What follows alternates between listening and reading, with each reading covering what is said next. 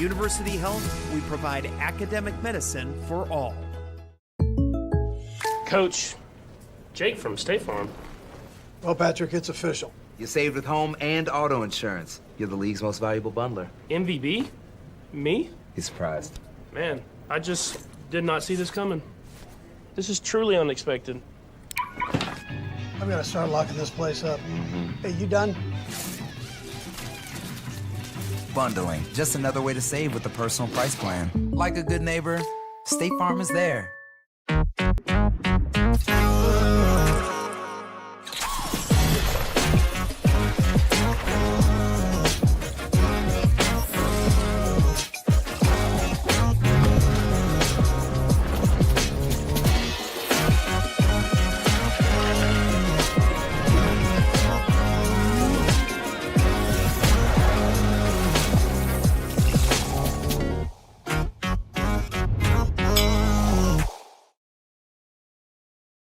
Welcome back, the Arena League fans. We are starting with the Commissioner's Corner Playoff Edition, Week 1. Joining us now is Heisman Trophy winner, Pro Football Hall of Famer, and Commissioner of the Arena League. This is Tim Brown. Tim, 2,500 people, St. Pius High School last week in Kansas City. It was quite a show. Well, I'll tell you what, very unusual for an arena football team, right? Arena football outdoors. So you got to do what you got to do these days. And I'm glad it worked out. I'm glad it worked out for the fans. It sounds like the fans really enjoyed what was happening. And that's what this thing is all about. Certainly, it was quite a game. There were some bounce houses. Kids were running around with face painting. And that's something that I've loved about the Arena League, getting to see how many people are broadening their horizon to football. Of course, Kansas City walked away with that victory over the Ozark Lunkers, 61-28. Now, Kansas City, Iowa Woo, they're matching up for this outdoor classic. Week 1 of the playoffs. The Iowa Woo want that victory. What are they going to have to do? I got a chance to watch Iowa play Kansas City live and in person a couple weeks ago. And, look, I think they can win this game. This is, Kansas City is a very good football team. They do everything, almost perfectly.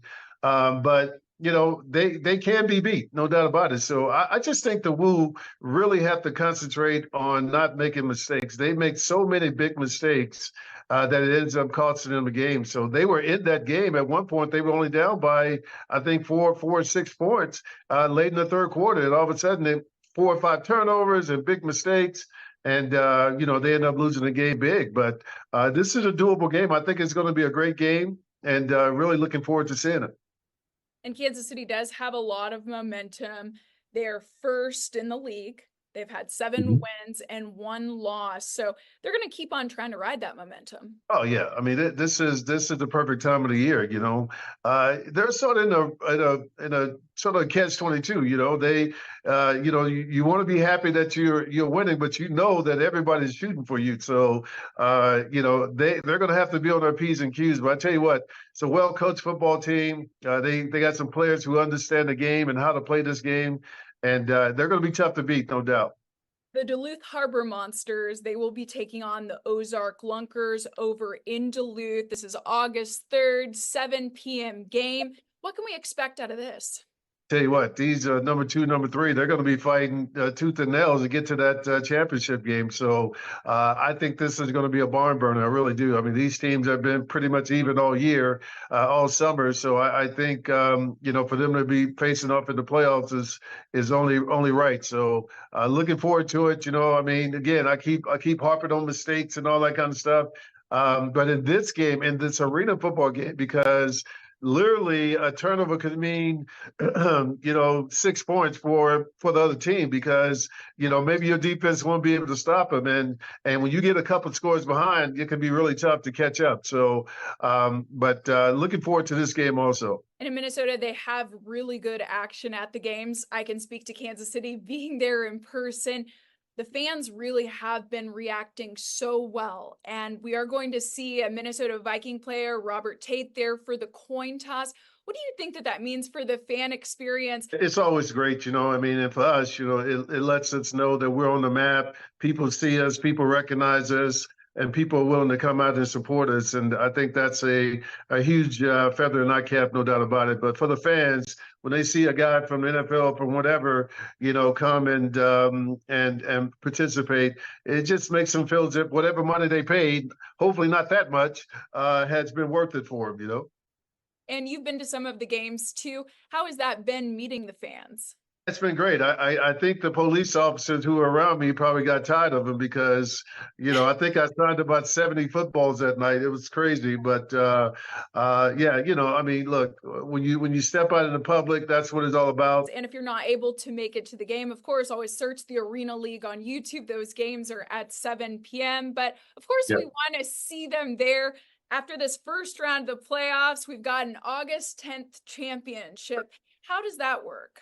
That's going to, number 2 and number 3 are going to play, and then the winner of that game will play the winner of 1 and 4. So, I'm looking forward to that. Right now, it's looking like it's going to be Kansas City and maybe Duluth, but maybe we'll see an upset or two, and that would be awesome to see also. Walking through some of those standings, we've got the Goats, Harbor Monsters, Lunkers, and Woo. But of course, anything can happen. And if the fans haven't gotten a chance to visit some of those games and they're in the area, what would you want to say to them? This is a really fun event for the whole family. For the football enthusiast, he'll get what he wants. For the mom, they get a chance to, watch the kids run around and do some stuff on the field after the game and all that. So, even during the game, they have contests where kids are throwing stuff, trying to win stuff. So, I think if you have an opportunity, you should definitely take a look at this and just peek your head in and see what you think. You're seeing that 6-man game. You're certainly relying on your other teammates, something that we can take into many aspects of life. It's all about teamwork. I tell people all the time, I'm a better person because of football and because of sports, because I've learned something at a very early age that it's not always about me. Even when great things happen, it's about giving the credit to your teammates. So if we can learn that in this life, off the field, we will all be better off. Thank you so much for that advice, Tim, and of course for your time for the Commissioner Corner. All right, thank you very much. Mom! Stop! Gross, I don't want that. Stop stealing.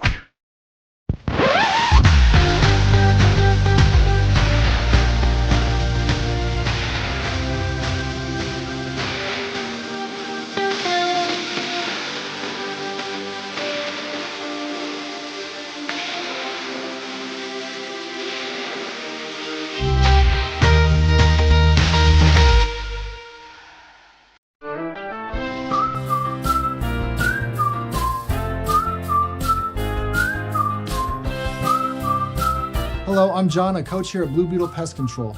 Why choose Blue Beetle for your rodent control? Because good control starts with a good investigation. Blue Beetle technicians will search high and low to find entry points and a solution to your furry little problems. Call Blue Beetle Pest Control before rodents move into your house and get comfortable. Thank you. Blue Beetle's the best. 816-333-PEST. A long 9. Snap goes to Rakeem Cato. As Boo Smith is going to walk along the edges of the far sideline for the Kansas City touchdown. And our quarterback is Hollins, takes the snap, nobody rushing him. Now a little late rush. Ball is double pitched, and Boo Smith with the touchdown run, but a flag thrown at the line of scrimmage. Smith with 6 touchdown receptions as the pass is back. Throw into the end zone, caught for a touchdown. A timeout coming up after the play. Here's a throw into the end zone for the touchdown. And that is Boo Smith from 2 yards out. Goats from the 5-yard line. Take the snap, lobs towards the end zone, wide open, caught.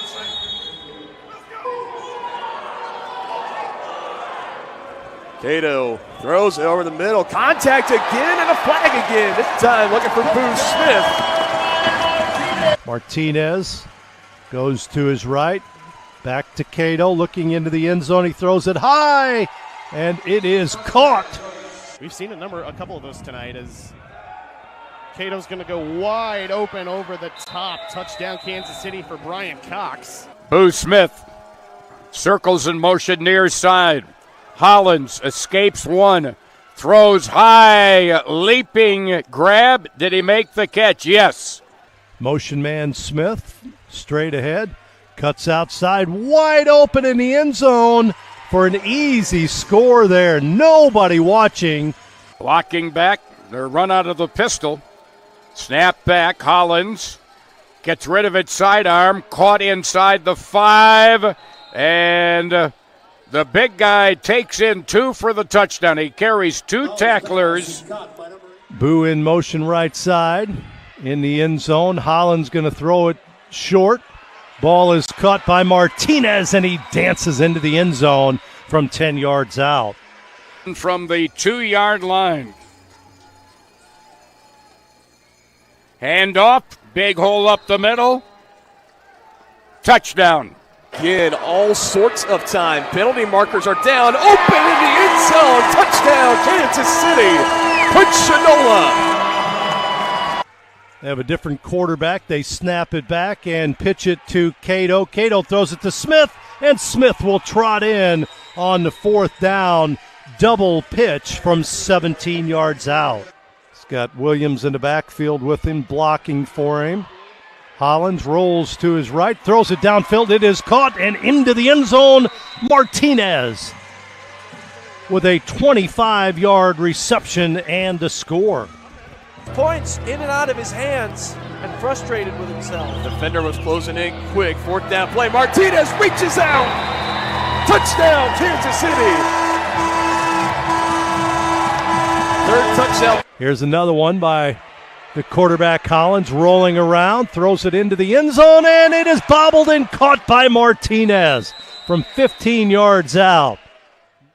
Payne throws it downfield to Dudley. Dudley picks it up, returns it up the middle, gets a good return, cross midfield, still on his feet, and in for the score. Smith in motion forward. Here's a pass, wide open Martinez, nobody within 15 yards of him. 4 up on the line. Boo Smith, circular motion from the near side behind the quarterback to the far side. As Hollins in trouble, throws, completes it to Williams, to the 10, to the 5, and he's in for the touchdown. A 10-yard. They don't look like they're going to try to get any running game going. Spread out, right side, and brings it in. And another touchdown. This time, Iowa here. Throw to the end zone. It's intercepted. Angelo Trujillo. All the way. Touchdown, Kansas City. Trujillo makes a house call again. Josh Hollins, the quarterback, shotgun formation, takes a snap, looks right, rolls right, now looks left, still on his feet, trying to scramble, throws it deep downfield. The ball is caught in the end zone by Boo Smith. He was all alone. He caught it over the wall. Snap just ahead of the play clock.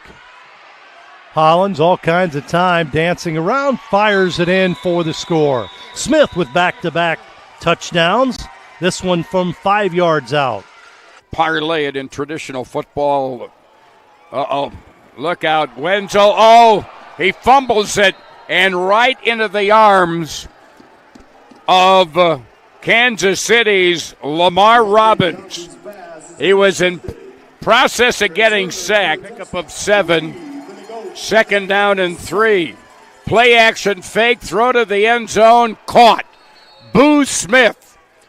They will use Jackson Mitchell as the quarterback.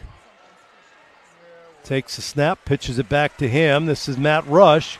Goes downfield, ball is intercepted. Trujillo, nobody in front of him, and clear sailing in for the score. 45-yard interception return for Kansas City. And again, Old Bryce gives it to Espinoza, throwing down the field, overthrows it, back-to-back interceptions. This time it's Boo Smith. makes a man miss. Espinoza trips down.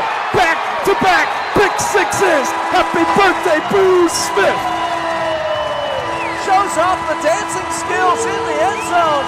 Things are getting out of hand. No, second down at the 19. Here's a running play. Cutting back. Still on his feet. Look out. Taking it all the way as James Harden. Motion man. Hollins rolls to his left, fires it forward. Short pass is caught in the end zone. The Goats. Hollins takes the snap. Pressure coming from the backside, throws it short.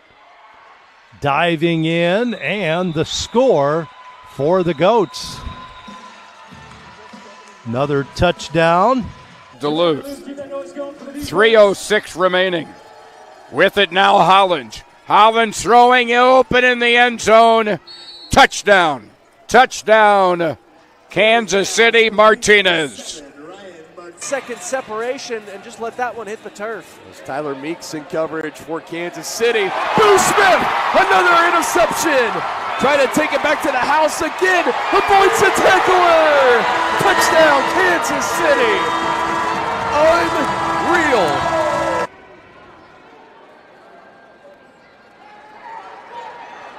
Espinoza, pressure again, twirling around, staying right on top of him, and another interception. It's the hat trick for Boo Smith, who breaks a tackle up the sideline. You have got to be kidding me. Unbelievable. A hat trick for the birthday boy.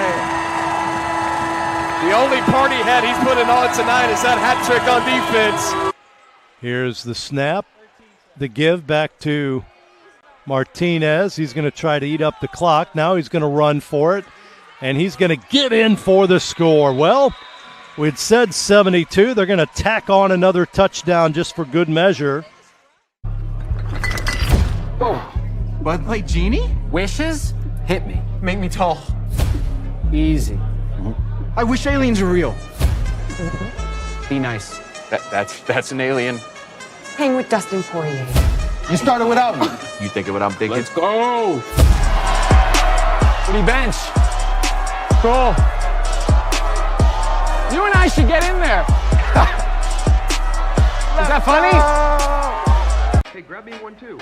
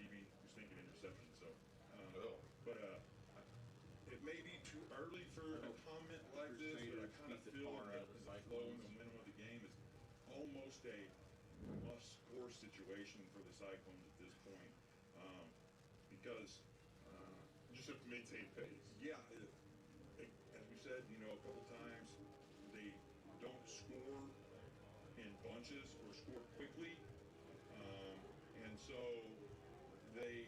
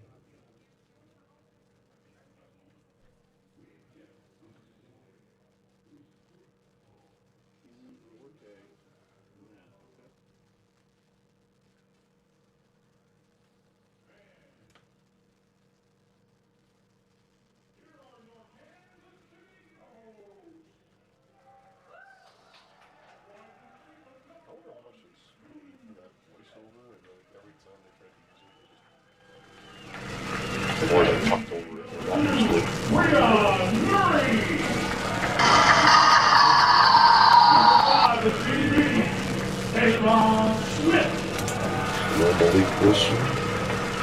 At DB number 6, Lamar Robbins. A wide receiver and defensive back, number 7, Ryan Martinez. Quarterback number 8, Josh Howard. At DB number 9, Marcus Whiteful. At DB number 10, Ben Thomas.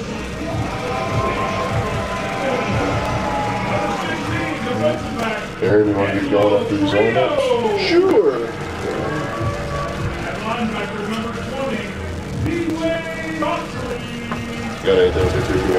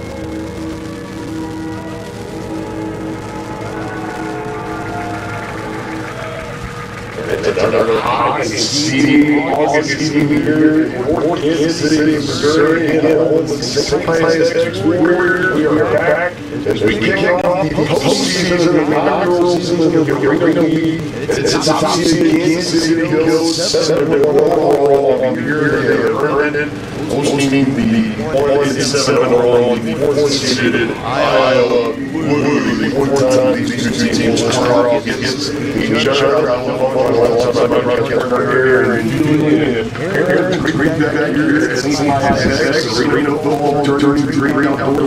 In a row, we do know we will be back inside of Arena if the Goats are able to hold on and win this game this evening. And for those that may not know, that's going to be at Hy-Vee Arena, aka Kemper Arena in Kansas City, Missouri. Just be sure to stay in tune for any tickets and information on that. Obviously, we got a game to be played, and that is Kansas City looking to take the season sweep against the Woo, make it 4 wins in a row against the team for Waterloo. And right now, Aaron, it's not looking like a lot of obstacles have been able to get in the way of this Kansas City Goats team through this season. And as of right now, I think you would have to guess very heavy favorites coming into this game are the Goats. Yeah, obviously the only loss on the year coming to the Lunkers, and that was earlier on in the year. And I mean, a week ago they had the season finale against them and made that look like a massive fluke. So it's really theirs to lose at this point. But Iowa's played a lot of teams really closely for a team with only 1 win on the season.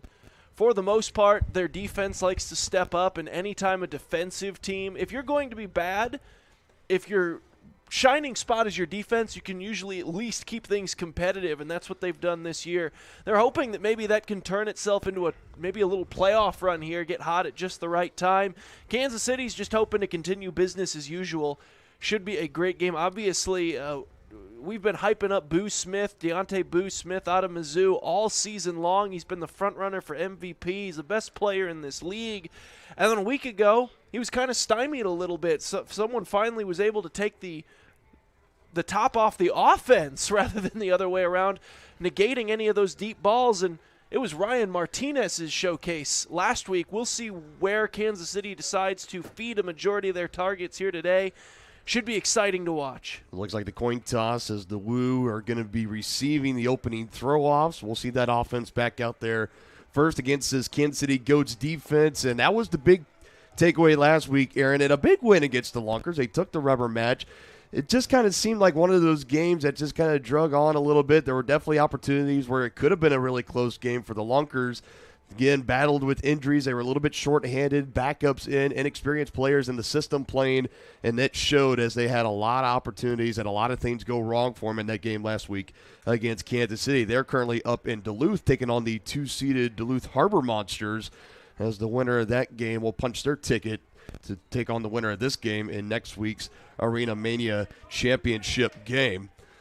It was back on June 15th. That was the last Woo and Goats game that you and I got to call, and that was a game that even into the fourth quarter, even though Kansas City beat Iowa just the week before that, it was a one-possession game going into the fourth quarter, and it was the Kansas City defense once again that came through. Obviously, everyone remembers the trifecta of pick sixes that Boo Smith, again, we're probably going to be talking about him at least a couple of times in this game, I would imagine.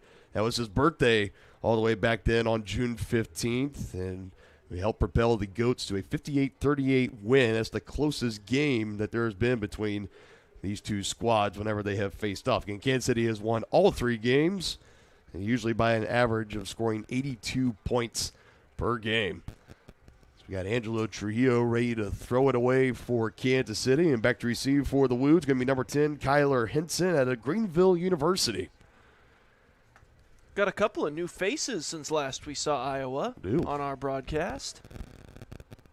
All rosters as of the end of the regular season last week, or going into the final game of the regular season last week, all rosters are locked up. So this is the squad that you ride out with for the remainder of the postseason, with that being right here, right now, and, of course, the two teams that will face off in Arena Mania next week.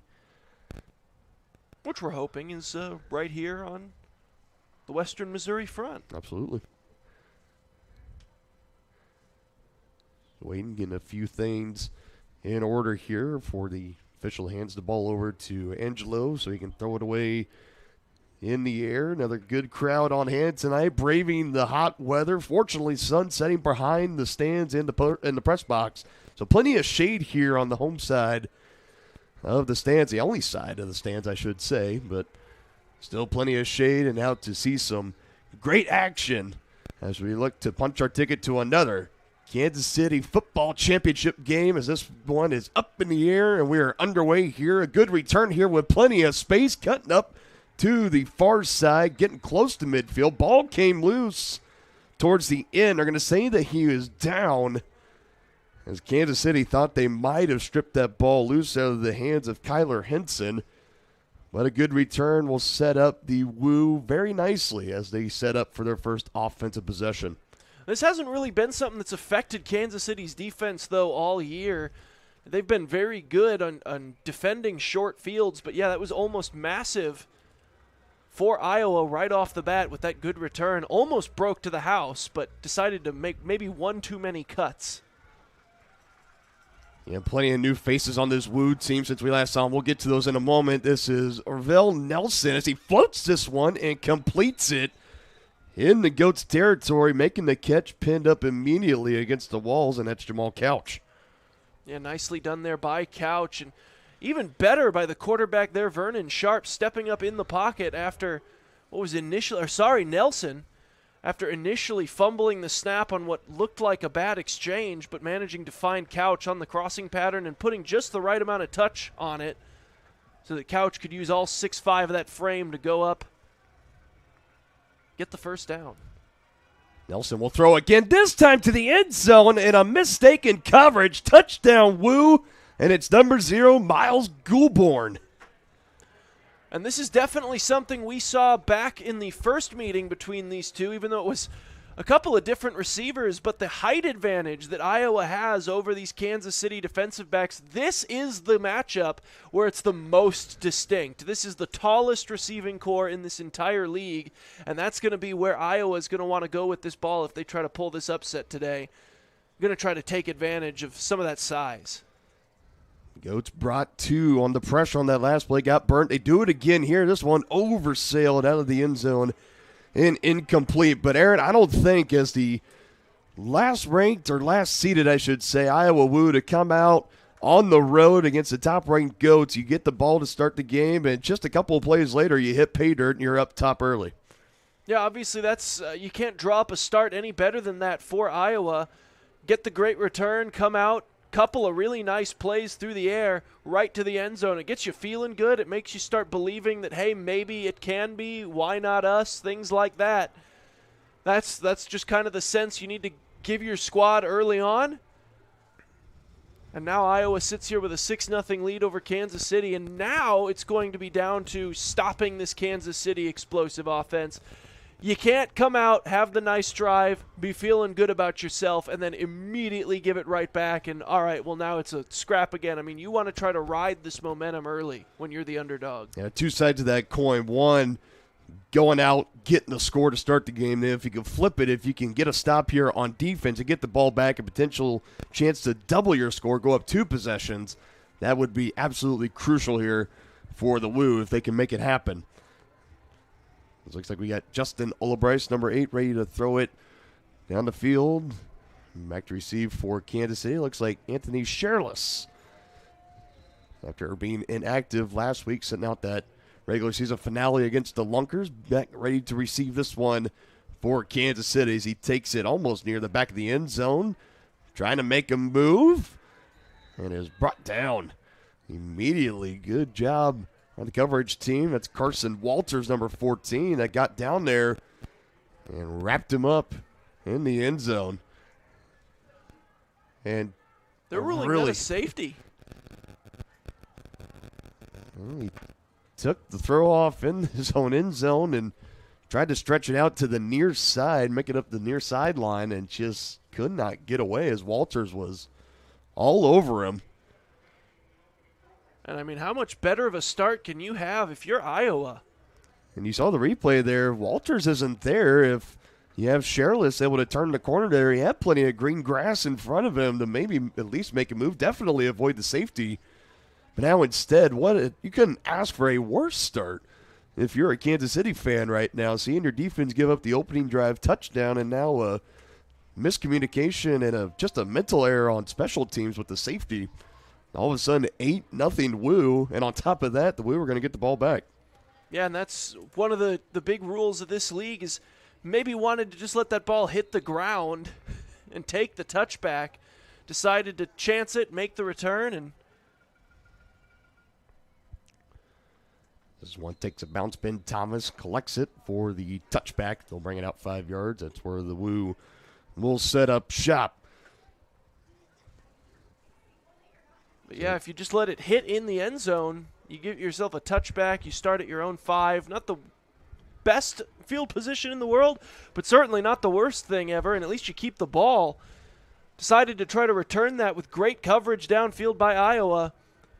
And here we are, 8-0, and Iowa's got the ball back. I mean, this could not possibly be going any better if Iowa was trying to pull off an upset here for those guys. You got it all in the making right now. And again, it's Arvell Nelson, 6'5", 230 pounds, had a quick cup of coffee at the University of Iowa, also played at Fort Scott Community College. And look at this run to start it off.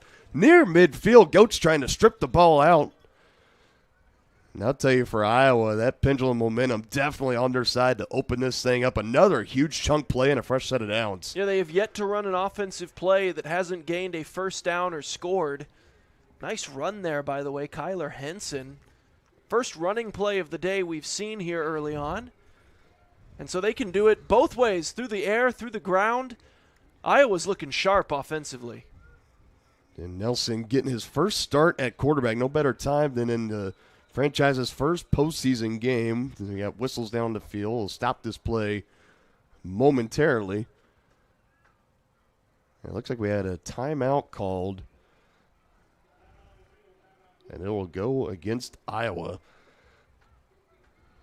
Yeah, I just think maybe they were a little bit confused with the cadence there. Couldn't get their motion off in time. I think the timeout came from the bench just to make sure that they ended up getting the snap off as that play clock was getting awfully low.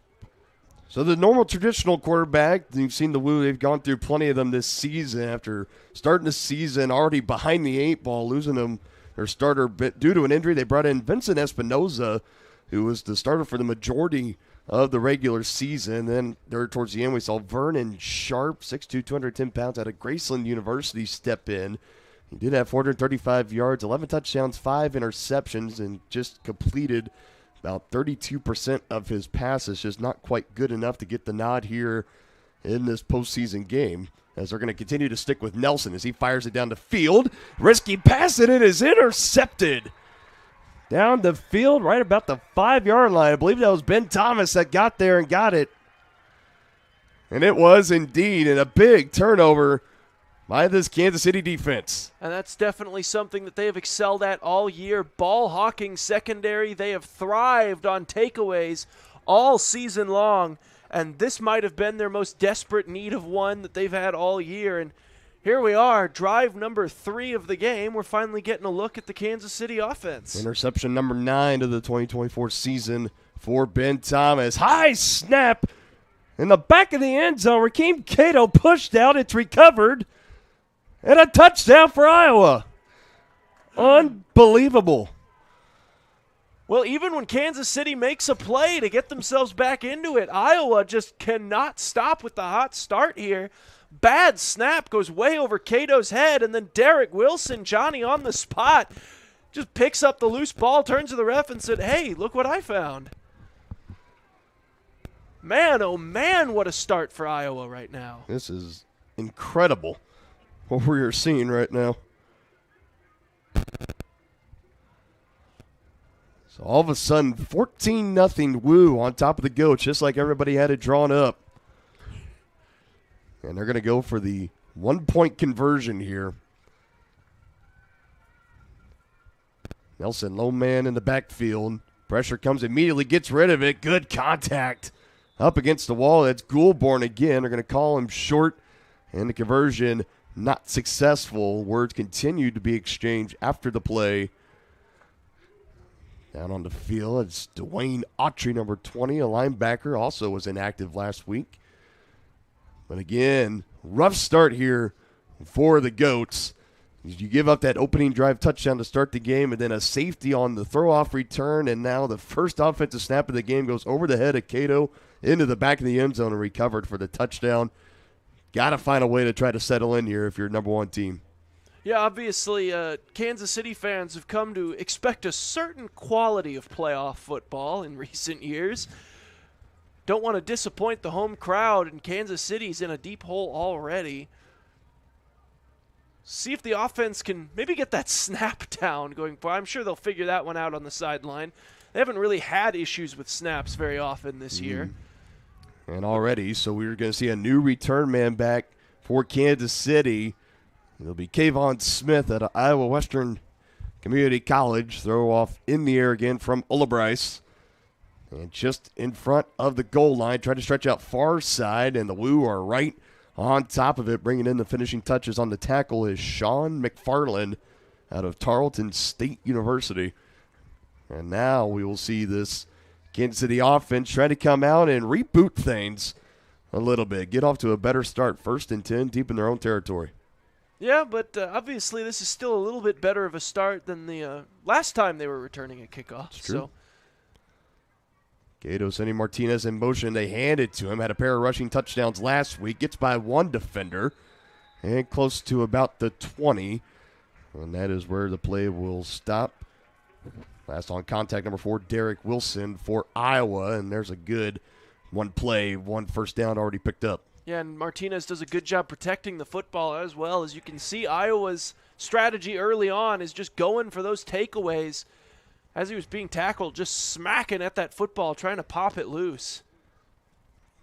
Seen that strategy from both teams defensively early, trying to attack and strip the ball loose.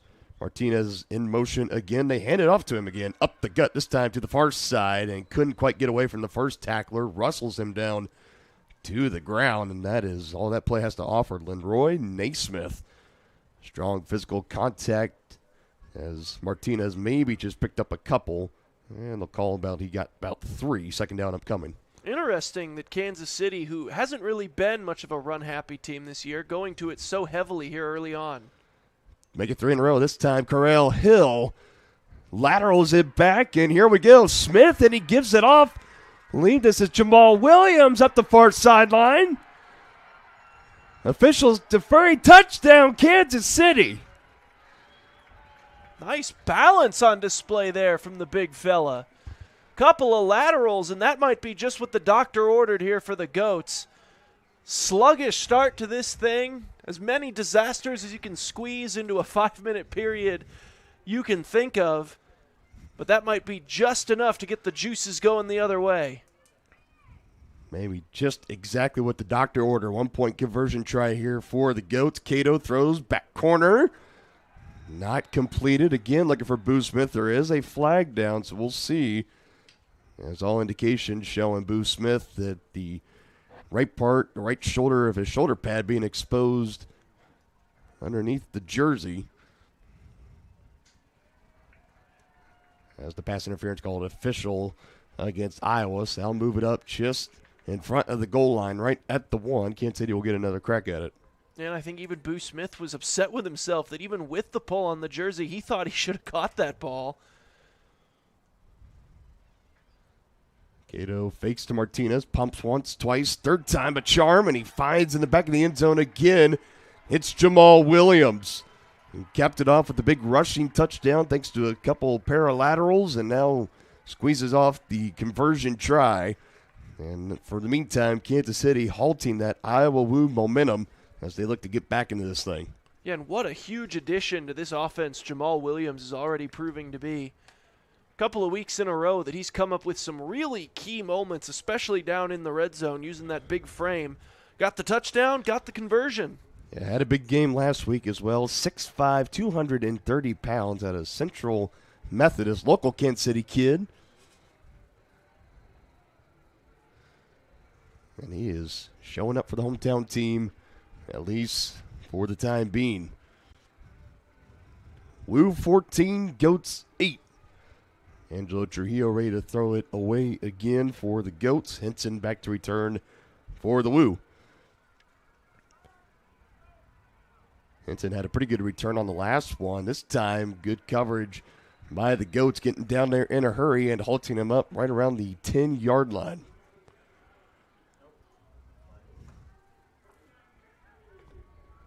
And no flag on the play, so we'll resume 1st and 10 for the Woo at their own 10.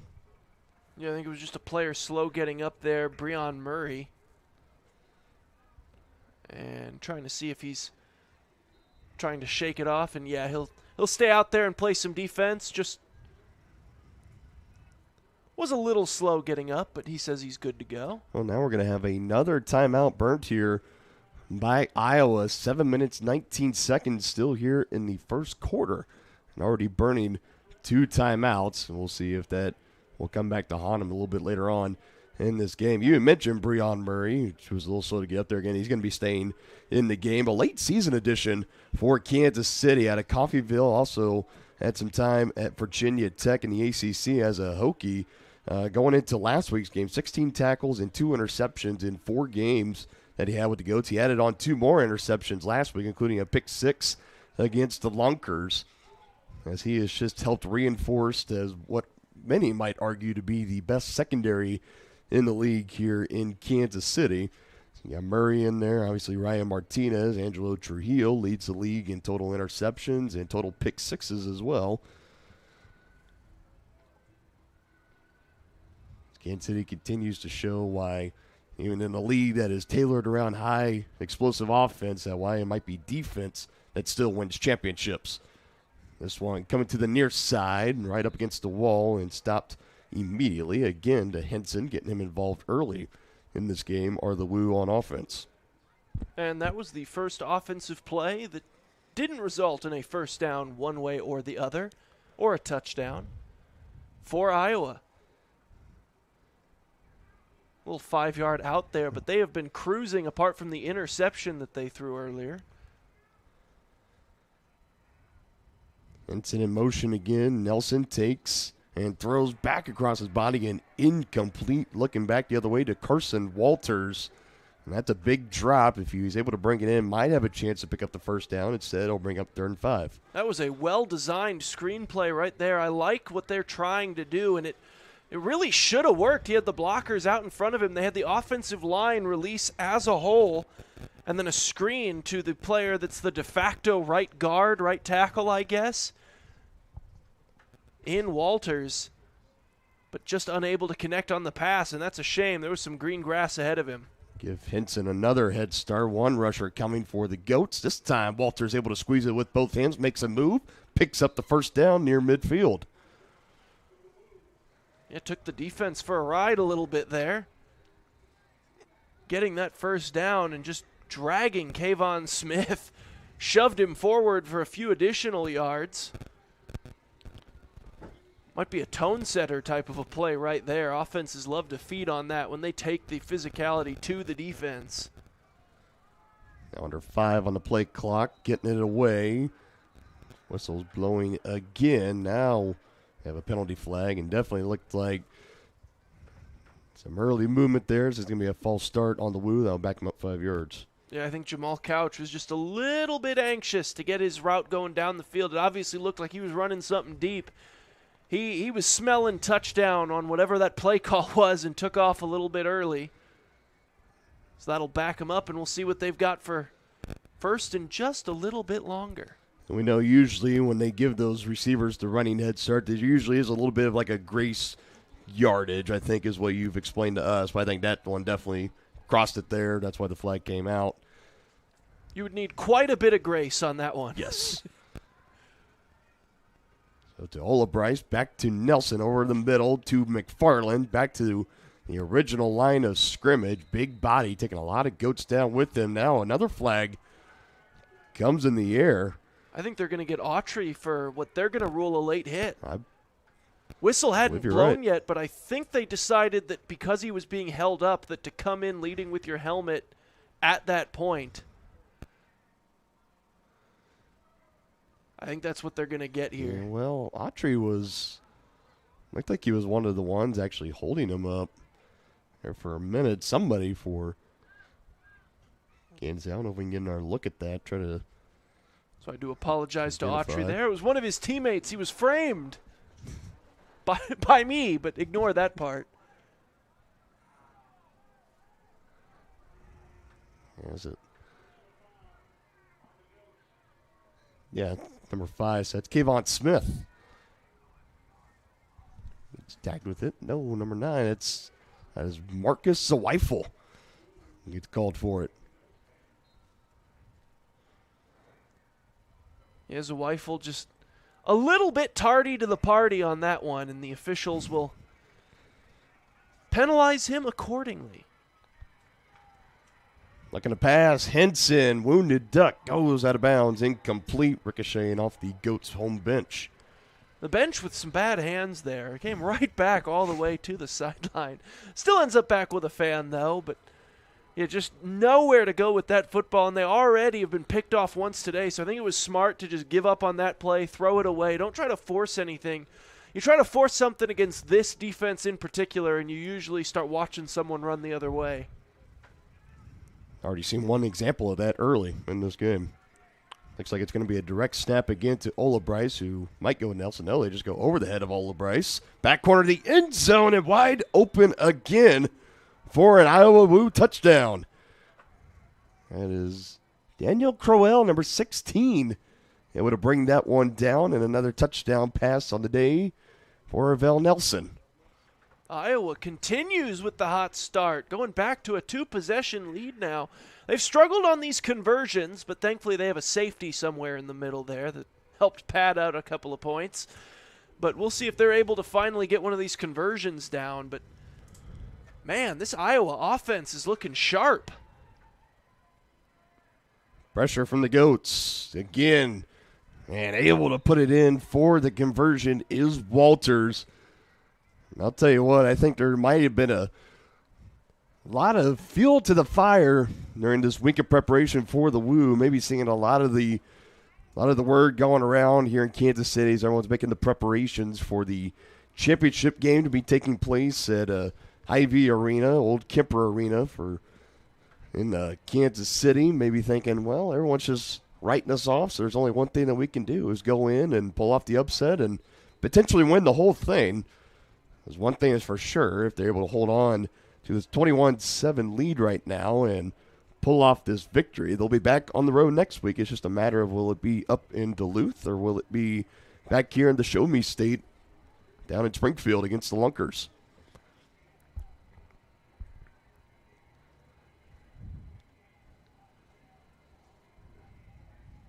This is the exact start that you'd wanted here for the Woo, especially taking advantage off a couple of mistakes from Kansas City. Booth Smith back to return this one, maybe looking for a jolt of energy, and he gets cut down after a pretty short return. Goats will take over inside their own 10-yard line once again. Rakeem Cato back out there wearing the double gold gloves. He did not play last week against the Lunkers. It was all Josh Hollins. As Cato comes in just behind the leaderboard and passing yards, did lead the league in touchdown passes with 32, even after missing a few games throughout the season. Yeah, but he does benefit from being a part of the highest scoring offense by a wide margin. That is So true. he was able to give up a bit of a handicap there. I do think it's interesting that obviously Boo Smith started the year as Kansas City's primary throw-off returner. Clearly, after giving Hill a couple of chances earlier today, getting the safety, getting some bad field position, they went back to Boo Smith there, who they liked giving him that rest so he could focus on some offense. Clearly, even Kansas City's starting to feel the effects of this onslaught early from Iowa, thinking that they might need a little bit of a spark somewhere else. Officials getting the ball spotted now, 10 seconds on the play clock. And here we go. It's another run from the pass-heavy Kansas City Goats offense as they're trying to go with the ground attack right now. Dejon Warren, number 21, wrapping him up immediately as that was another handoff to Hill in the backfield. Yeah, obviously the first run of the game to Martinez worked splendidly, so I don't blame him for trying to go back to it, but hasn't really been as effective since. Cato near side. Fan almost being able to catch that one. Martinez snags it. Or it ended up in his lap. Not as appreciated when you're able to snag one of the passes from the players when the player intended is from your own home team. So the fan, I think rightfully so, backed away at the last second there. But yeah, no fan interference on that one. It's all good. See what they have drawn up here for third. Quick pass, and again, they go to Martinez near the near side board, and they're going to say incomplete. See, it looked like he was bobbling it for a moment. We're going to say that he just flat out dropped it. Clock continues to run, under a minute to go in this opening quarter, and now call it about 4th and 3 up here now for Kansas City. Yeah, need to just secure that one. Worry about the first down, not what you're going to do after the catch. And another one over Cato's head. It looked like maybe the Woo might have gotten a head start across the line. Yeah, this one should be an offside, easy call. Yeah, ruled a safety right now, but penalty flag is down. It's going to give a fresh set of downs for the Goats. So after the dropped pass, a play before, Iowa gives them a free pass here. And definitely that's Derek Wilson, who also would have gotten credit for the safety on that play. Just came across the line a little bit too eagerly. And a big saver there for the Goats, because if that play would have stood up, man, you give up another safety and you give the ball right back to Iowa. Already up 21-7. Might be looking in trouble. This is Hollins now. Able to get it off. Corell Hill, lateral it back. Williams took it to the house earlier. Continuing to run, gets his helmet ripped off. Now a flag comes in. I was wondering, I mean, that wasn't just a face mask. He grabbed under the mask and pulled the helmet off. That is one of the most intense. And yeah, Jamal Williams down afterwards. He's going to get some help from his teammates, but that has to be one of the most aggressive face masks I've ever laid eyes upon. Like, I know Jamal Williams is a big guy. He's hard to tackle, but he can't go full felony with it. Williams will head out for the meanwhile, get a little bit of a breather. And there's almost a way, you almost feel like you got to like double up on the face mask penalty just for ripping off the whole helmet. Well, I think maybe they normally would, but there is a certain understanding where they were like, well, I guess it is Jamal Williams. He's impossible to tackle, so I get it. So another defensive penalty here on the Woo. Sets the Goats up nicely in Iowa territory. Goal to go. Hollins with the give. And it is caught up there near the wall and near the goal line. Goats inching just a little bit closer, trying to make this back to a one-possession game. Yeah, this is a huge drive here. They need to come away with points. The way this drive has started, first quarter already nearly at an end. Give it to Hill. Oh, what a play. It says Hollins, the quarterback. He's going to be held up just short. I'll tell you what, Hill was stopped in his tracks. Double leg takedown right up the middle of the field, and the wherewithal to pitch it back to Hollins. Wonder if he has a wrestling background. To keep the composure in the midst of all that is just incredible. Yeah, the pitch was spectacular, all things considered. Another fake from Holland. Gives it to Hill. That's a Kansas City Goat touchdown. Definitely desperately needed at that stage of this game with the first quarter winding down to an end. Able to make sure they came away with points. Iowa has a very stout defense for a team that maybe doesn't have the best win-loss record imaginable. That is the one thing that they have always had all season long, is their ability to play physical and play some stout defense. So hats off to Kansas City, able to get this thing back, as you mentioned, to a one-possession game heading into quarter number 2.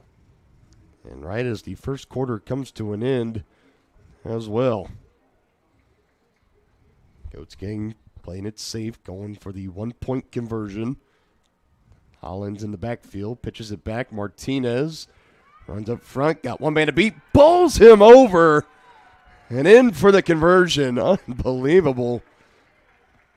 Peak physicality from Ryan Martinez. Yeah, I hope Chris Herring got a license plate number. He might have a winnable lawsuit on his hands for that truck that just ran him clean over at the goal line. Ryan Martinez playing with a bit of anger, trying to get that 1-point conversion back to 21-14. You know, considering how many missed extra points there have been in this game, what a standard score we somehow ended up with anyway. This is true. Well, on the other thing, I thought maybe this is where you were going with it, but early in the year, Kansas City struggled with the conversion at play. 1 point, 2 point, it did not matter. They did pretty well last week. So far, 2 for 2 in this game. They definitely have gotten better with that. But yeah, this doesn't feel like it's had the making of a game with that chaotic first quarter that we should be sitting here in a 21-14 score. So I definitely get where you're coming from there. Well, there are many ways to do it, I suppose. And also, what a bizarre game we've got just from the number of running plays we've seen from Kansas City. Mm-hmm. That's on top of the fact that we're outdoors today. It's a very interesting Arena League game being played here today. First round of the playoffs. Iowa knows if they win, they're on the road regardless. Kansas City trying to host next week. And they are fending off a Cinderella that is clinging to that glass slipper a little bit past midnight here. Yeah, it's got a tight grip on it. Woo getting ready to have the ball back. Henson settling under it. Just a couple yards in front of the goal line. Another nice return setting up here. Past midfield, up the near sideline, shouldered into the wall after crossing the Goats' 15-yard line. And it's when you can make plays like that as a Cinderella that really boosts your odds of maybe trying to hold on and pull off this upset. Yeah, obviously you just gave up a touchdown. Kansas City feels like, all right, we're calming down. Let's ease back into it. We're getting back into this game. We're the better team.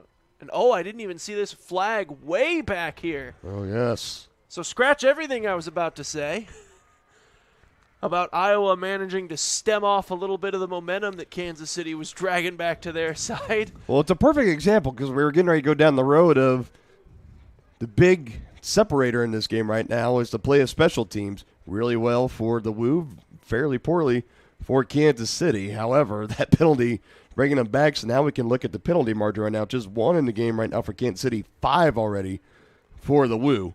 And trying to hold on and build on this 7-point lead. That is something you definitely have to get under control right now. There's another big play wiped off the board on the big return for Kyler Henson. They'll just set him up 1st and 10 at their own 5-yard line. Early snap. Goats try to get it. Still loose in the back of the end zone. Goats are on top of it. And what a turn of events. Absolutely wild, as I believe that's Murray in the back of the end zone. It is Breon Murray. Recovering that thing, and now we're an extra point away from being tied. So the excellent start from Iowa, and now Kansas City has found a way to get a couple of breaks go their way. We're back to a tie ball game if they can punch this one in. But even if they don't, to be back to 1 score, what a wild start to this postseason. Yeah, this has been something. Quite the game. Hollins can't run it. He's got to get rid of it, and he does, and he finds the open man in Boo Smith. As he lets Chris Herring hear about it. Herring from Florida Atlantic University. And dangerously close to being over the line there, but the referees rule that he just had a foot back behind. What looks to be the 30 is actually the 5 in today's game on this field. Gets the conversion, and here we are. Just as we all predicted it would be 21-21 at 13:26 to go. That's exactly. And even if you would have told me that this game would be tied at 21 apiece, I think a lot of people would be shocked. But even if you would have told them that this was going to be the score at the 13-minute, 26-second mark of the second quarter of how do you think we got to this point, not a single person would have ever guessed all the crazy string of events that have happened in this game to get us to this 21-all mark. Well, for those of you that came out here today, the fans in attendance, certainly getting your money's worth. What an exciting, wild game we've got here early on. And now Iowa's going to get another chance with the ball. Hey, Kansas City's climbed back into it. It's a tie game again. Let's see how Iowa can respond. Henson will just let this one bounce, and the touchback recorded 1st and 10 from the 5 upcoming. It's been this far east end zone so far in this game area. Maybe it's a little bit cursed. I don't know. This is where all the chaos has been happening down at this end of the field so far. Some sort of magnet for the football on that far wall, I think.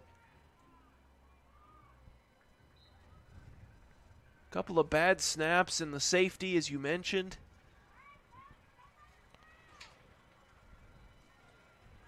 Vernon looking for options and flicks it. Improvise. Good spin move. Get up the field and pick up the first down. And again, it's Carson Walters. The fact he was able to get a first down on that play just kind of goes to show you what kind of a game we're dealing with here today, Dylan. It looked like a broken play from the start, and Vernon just able to flick it. I think it was supposed to be a running play. And they got all discombobulated in the backfield and had to do what they could. Turned into 11 yards somehow. Vernon looking to pass, hit as he throws. Incomplete. And Thomas on the coverage and the hit, helping him up. Again, going to Daniel Crowell. He's got a receiving touchdown in this game, as there was heavy pressure coming from the Goats, forcing that throw from Vernon. Yeah, Albryce had pressure in his face almost as soon as he got a handle on that snap. Forced a high throw and flat. Even if he caught it, it's a gain of maybe 1. Well defended there by Kansas City.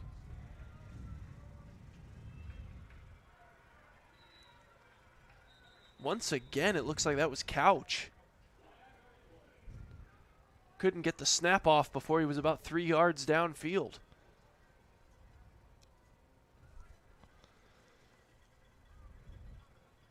Yep, and it's another false start on the Woo. Back him up even further. It's still second down.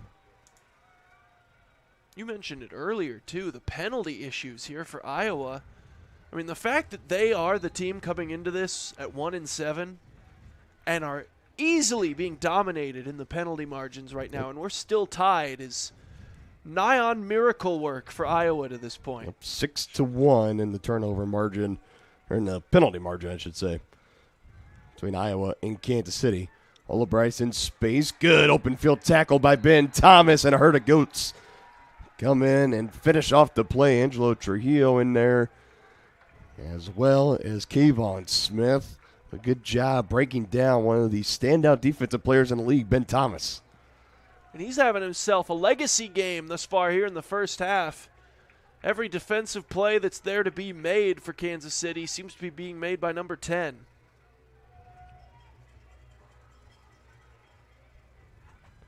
Goulbourne in motion. Vernon lets it fly open and caught. Through contact, brought down.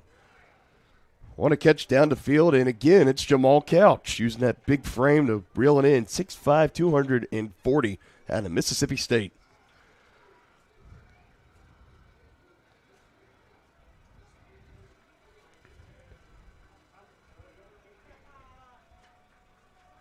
Big chunk play has the Woo set up in Goats territory.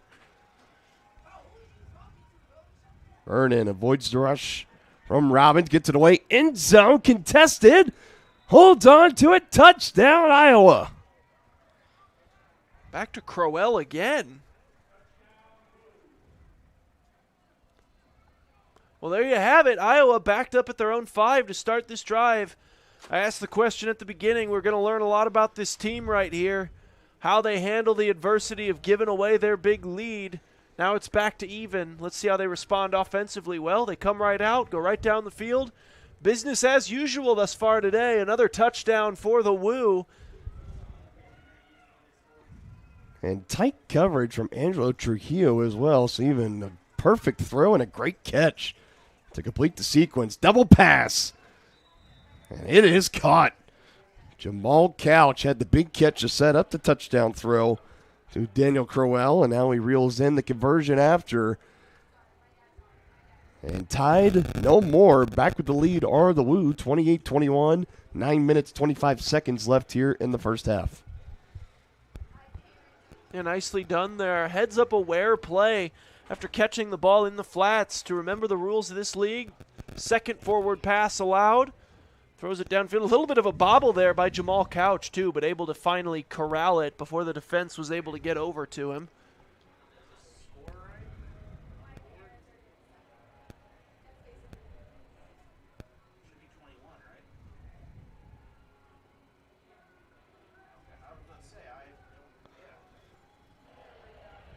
Another throw-off looming here for Iowa. Another chance for this Kansas City offense. And again, they're sending out Boo Smith to try to return this one. If he can break a big play here, give a jolt of energy back into this home crowd. We've seen their home team battle back after being down 2 scores early. Now just back down by 7. Right near the goal line. Dangerous territory.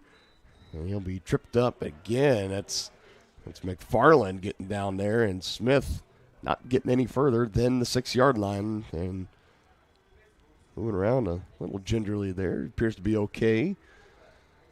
He did it. I think that limp is a little bit more important right now for Kansas City than any field position issues. Well, he did in the game last week against the Lunkard. This was a little bit later in the game where it was already pretty well decided, and they kept the starting offense out there. And Smith did kind of have a play where he might have tweaked his left ankle.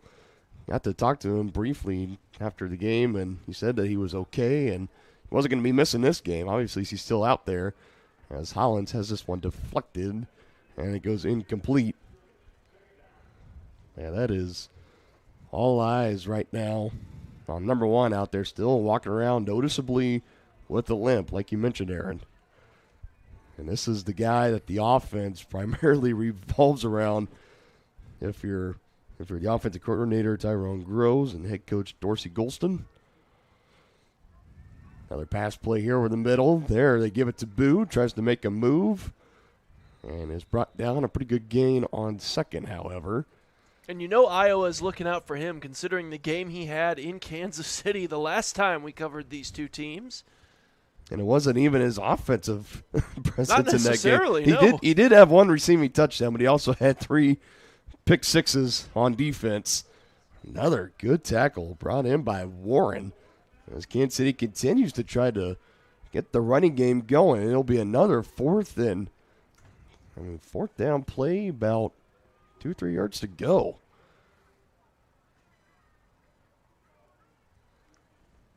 Hollins gets rid of it, and at the line of scrimmage, tries to stretch the ball out. He did not get there. Not even close. And that's head coach Mook Zimmerman for the Woo out there celebrating with his team, and a huge stop. And the Goats come up short. Hearing some fans voicing their displeasure out there, one screaming, "Get it together." And this has just been a head-scratching performance so far from the number 1 team in the league right now, the Kansas City Goats. You can't even chalk it up to rust either. Obviously, no first-round bye for the 1 seed here. No week off last week. Played all their starters. Yeah. This is just wild. With the exception of Rakeem Cato, and it should be noted that he has been taken out of the game. It's been Hollins back at quarterback for Kansas City. And Cato still on the sideline. He has a hood up. He has his gloves off, so we'll see if he pops back into this game a little bit later on. Meanwhile, chance for the Woo to build on a 7-point lead. Vernon, he can run with it. Has space. Lowers the shoulder. And whistles will blow as that big body got full head of steam running down the field. And not to pick it up. Goal to go here inside the 5 for Iowa. A gain of maybe a yard there.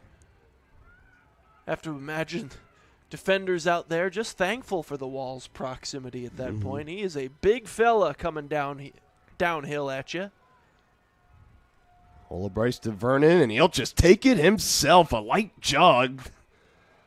Contact coming in fairly late there. Now we're going to probably see some flags coming in here. Definitely will. Right now, a rushing touchdown again for Arvell Nelson.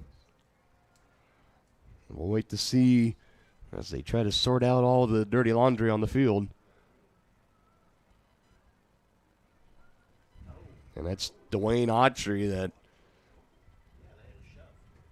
definitely some shoving. I'm sure nice conversation held between everybody. Officials getting together, talking it out. Oh yeah, I'm sure they were just asking each other where they're going for dinner after this and how's the family. Weather's great, huh? Yeah. Out comes the flag, and man, Iowa able to turn that 4th down stop into a touchdown. This is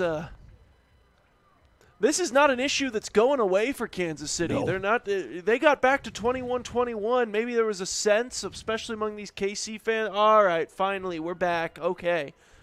Nope. Here comes Iowa right back, jumping out to another multiple possession lead. And I believe after all of that, they gave the flag to somebody on the Woo.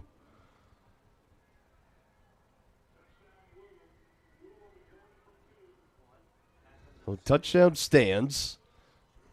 He just confirmed.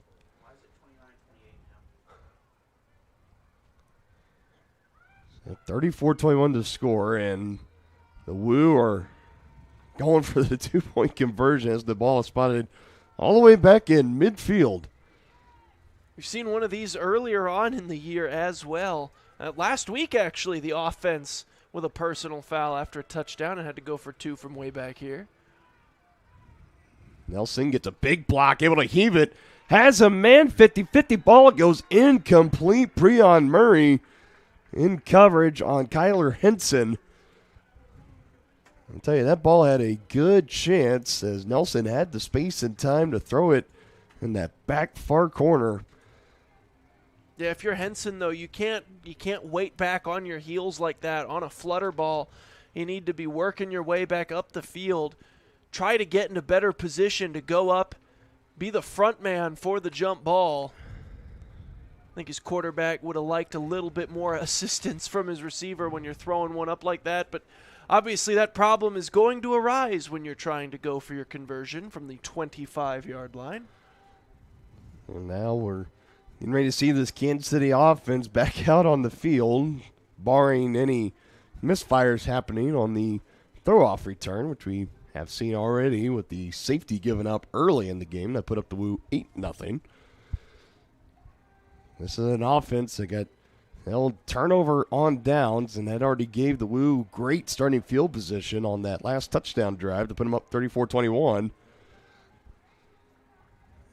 You hate to start to get into when you're already, especially in the first half, still a little over 9 minutes to play until we hit the locker room for halftime, to say like this is like a must-have, like a must-have possession. Like you got to get something out of this. I almost feel like you got to kind of say that about this, the way that this Woo team has been offensively. Is Boo Smith able to bring that in?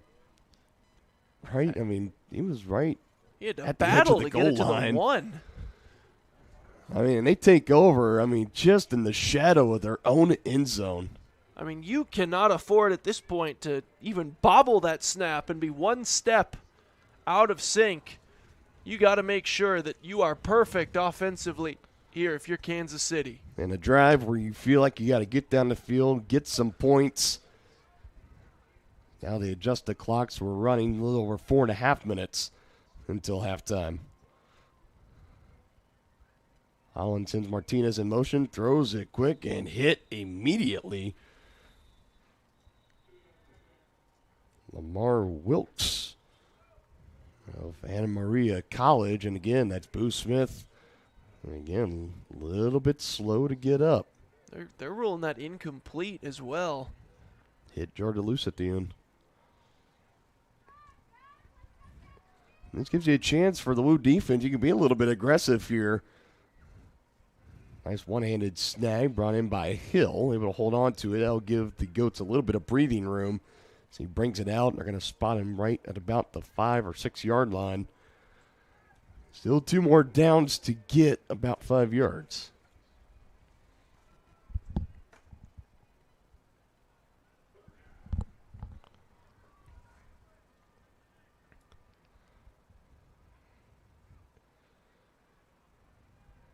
Holland gets rid of it to Boo, near side at the 10, shoved into the wall, and that's going to be enough for the fresh set of downs as the physicality continues here from this Iowa Woo defense. That's something that's definitely has jumped out to me early in this game.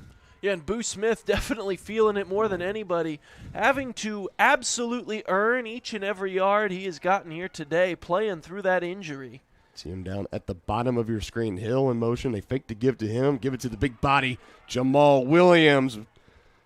Trying to battle his way to midfield. Wrapped up. First one there, DJ Lewis, former Alabama Crimson Tide. And still enough for the fresh set of downs. Yeah, Williams has arguably been the best offensive player here for Kansas City in this game. Every time they've desperately needed something, they usually try to go to 88. This time they go to 87. This is Brian Cox. Stretches it out. Penalty flag comes in late. So for the time being, it's about a gain of 4 on the play for Brian Cox, but we'll see what the penalty flag is on the field. I think Cox was the center on that play, and he was not even close to 5 yards downfield when they threw him that ball. This might be illegal touching.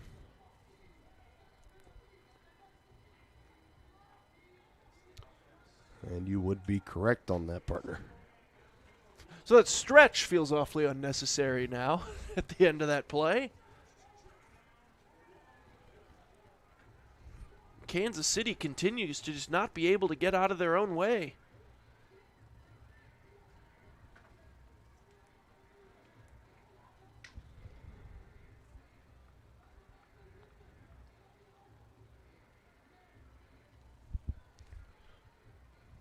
Gonna get the ball spotted. Right, Brian Cox again will snap it back to Hollins. Martinez, the man in the backfield with him. He'll be sent in motion.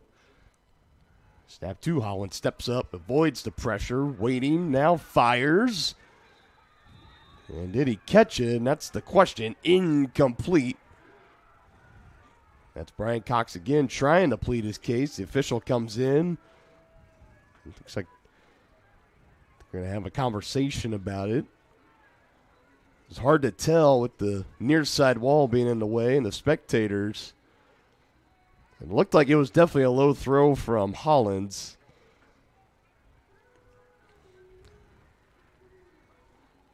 And this was going to be incomplete. It's still going to bring up a long third down. They're currently looking up at that scoreboard right now, down 13 points.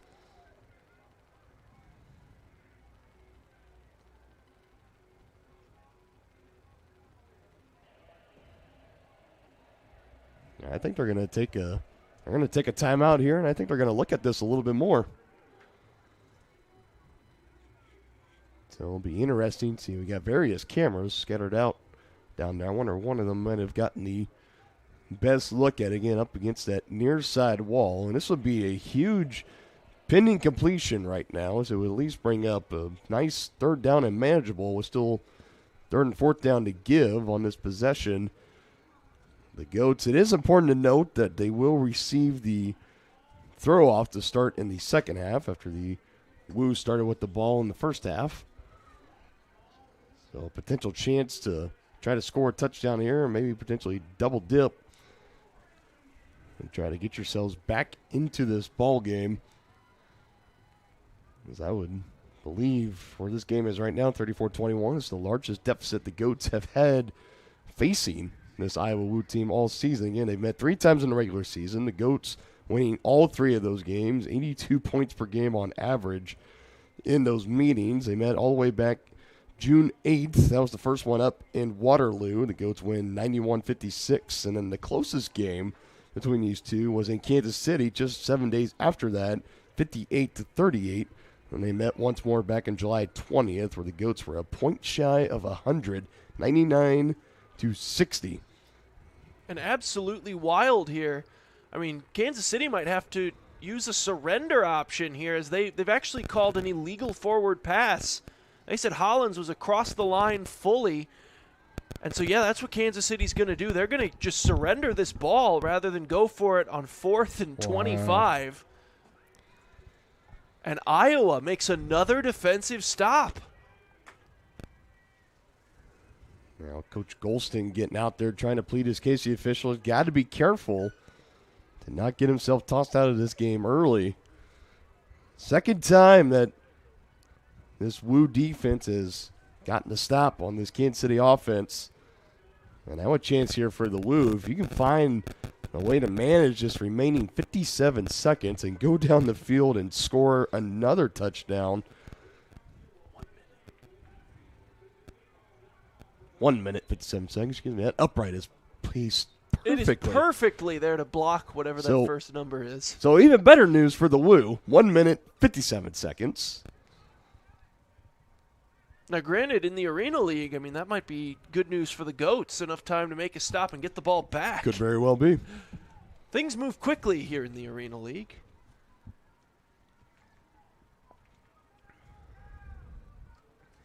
Referee's still discussing something. I'll give a little bit extra time for the Woo to try to huddle up and get a play call in. I didn't see a signal as if somebody were to use a timeout. I do believe now, with it being a minute 57, this could be the 2-minute warning that we're currently in. I had to wager.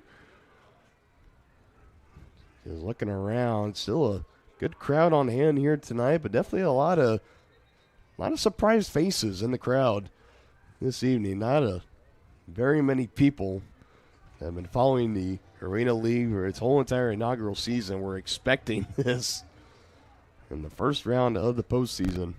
Number 4 had to be the Road Warriors, so they want to bring the Arena Mania Cup back home to Waterloo. Have number 1 seed Kansas City on their heels right now. 1 minute 57 until halftime, and another chance for this offense to put up points for Iowa. As Nelson will fire this one at the feet and incomplete of Kyler Henson. Excuse me, it's Daniel Crowell again. He tried to attack it too. Second down upcoming. Yeah, never before has Kansas City this year desperately needed their defense to rise to any occasion quite as badly as they need a defensive stop right here and now. You go down 3 possessions heading into that halftime locker room. I mean, it is officially sound the panic alarm point at that time. Oh, that's not even close. So again, that was Crowell trying to race down the field and get a head start, trying to get behind Kayvon Smith. He was trying to get behind Kayvon Smith before the snap.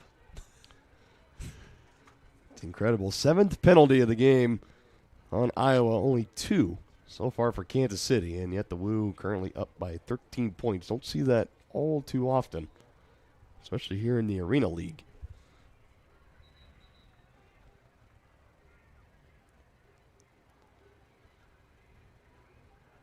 Well,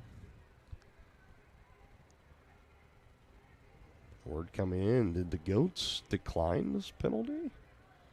I don't really see a benefit to that. So, well, I thought maybe on the far side official, when he came down the line, he was indicating that maybe that's what they were saying, but nope, definitely accepted. 2nd and 15 after the false start. Oh, they faked the pitch back, throw it up to Couch. Nice play design. Angelo Trujillo first to wrap him up. And that was well done as the Goats were bringing pressure. Full head of steam going back to Nelson. Instead, Olbricht just held on to it, able to pitch it to Jamal Couch. That'll bring up more closer to about a 3rd and 7. Kyler Henson just running straight up the field. The Goats didn't have a safety back.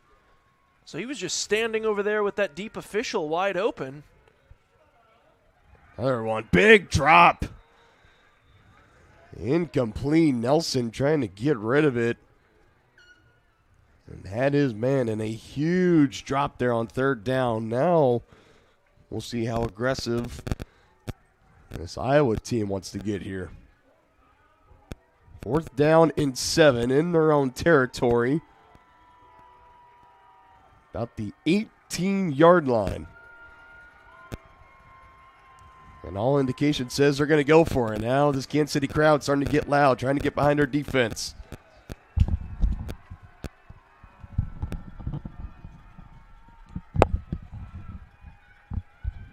Trying to scramble, stiff arm, spin, dives for it. Ball is out. Angelo Trujillo has it for the moment. And a first down picked up on the scramble. This is an incredible first half we're seeing from Iowa. I mean, he easily got that first down. I'm not even totally sure what the conversation was about. Nearly a fight near side as well, but thankfully that calmed down pretty quickly. What a scramble on a big 4th and 7. Vernon now pitches it incomplete. Looking for McFarland. It was just out of his reach. Little center release there after the snap. Pressure fairly quickly onto quarterback there, Nelson. Just rolled to his left. Put a little bit too much air under that ball. Going for the corner route. Here we go, 2nd down and 10. Even it down the field. It's left short. Thomas deflected it. It falls down to the turf. Incomplete. 10, Ben Thomas down covering against 10, Kyler Henson. And I thought Thomas tried to get in front of that one. Maybe thought he might have had a chance for interception number 2 in the game. Yeah, I think Henson almost caught it off the tip as well. He went down low. It ended up hitting the ground, but gotta like that he followed after the tip and almost made one of the circus catches of the year. 3rd down and 10. Flicks it. Can't bring it in as Olbricht Pressure again from that Kansas City defense. Kayvon Smith among others. And again, that'll bring up 4th and 10. So this is going to be huge for Kansas City. Can't afford another possible stop to slip through their fingers here on 4th down. Still 46 seconds left to play as well. You get a stop here. You give your offense a little bit of a chance. But if Iowa can convert this one, they are going to be in the driver's seat. 46.8 seconds in the second quarter. Flags will fly again. Iowa's had an issue with that all day. Penalty number 8 in this first half alone. So 4th and 10 will now go to 4th and 15. Back in your own territory at the 20. Maybe does that option, looking at the short clock up on the scoreboard, does that entice you to maybe try to surrender this one? If you're Iowa, all indications look like right now they're still going to line up and go for it. Granted, even if you surrender it, you're only gaining 15 yards of field position at this point. It's rules that aren't necessarily designed to entice you to use that option. Want as much offense as you can possibly get. 4th and 15 off the penalty. Nelson takes a shot to the end zone looking for Henson over the wall and incomplete. Looks like we had a goat spill over the wall as well. Yeah, that was Thomas, and he's hurt. Gets a hand up. Definitely a little bit shaken up. Maybe I believe that's Trujillo down there. I'm sorry, yeah, you're right. Not Thomas, but Trujillo. That 10 and 16 can be a little bit of a challenge, believe me. He's jogging over, getting high fives, so everybody appears to be okay. That would have been a huge loss for Kansas City if he were seriously injured. Thankfully, he's okay and gets a nice ovation from this home crowd. Now, this is the chance here for Kansas City. 38.2 seconds at halftime in Iowa territory. 1st and 10, just shy of the 20.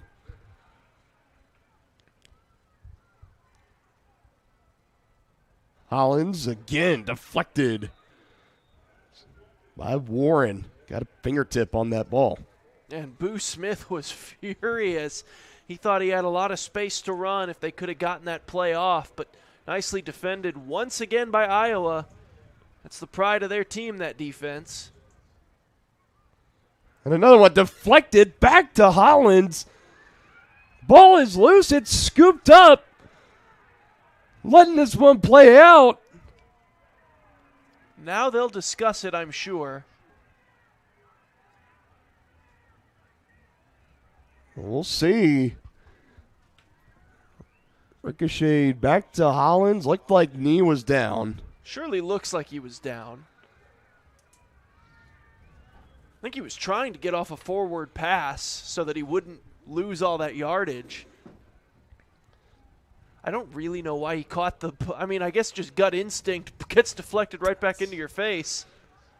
It's always easier said than done when you're in the heat of the moment.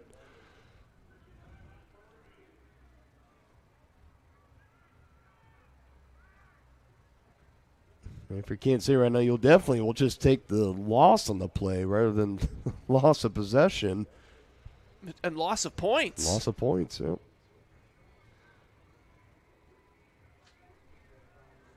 Again, we got our sky judge looking at it up here in the press box right now. Again, it looked like, based off the initial replay that we saw, it looked like Hollins' knee was definitely down on the turf.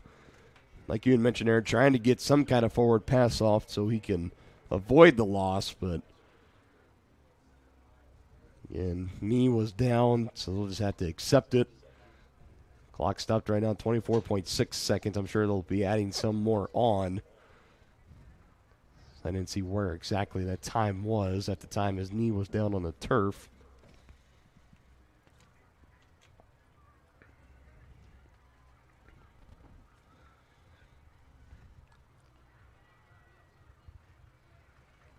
Still taking time, still trying to sort it through. Indication still looks like it's going to be Kansas City ball. A lot of Goats players happy about that. Here's where I'd consider just tossing this ball right side into the flats to Jamal Williams and trying to set up their traditional offense. Iowa's just been all over him in the backfield. Maybe just get it out to Williams, see if he can't rumble for a big play. You might have to get away from your usual deep ball stuff here because Iowa's had an answer for it. See what else can work. And today, Williams just being bigger than other people has been the best thing that you've had going offensively.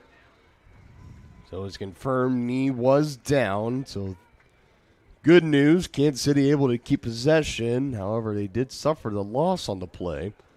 So still some work to be done here. Needing to gain nearly 20 yards. In trouble, Hollins. Here we go to Jamal Williams. Right on cue, and here he goes. How about that effort? And that's kind of what I was talking about. As they'll stop the clock there for the first down, and that's what he's able to give to this offense. And, I mean, my goodness, look at the tackles shed by Williams on this play. On what seemed like a broken play, too, because the snap was low. It rolled back to Hollins rather than catching it clean. And then Williams turns 3rd and 20 and a busted play into a 21-yard gain and a first down. Now 4 broken tackles later.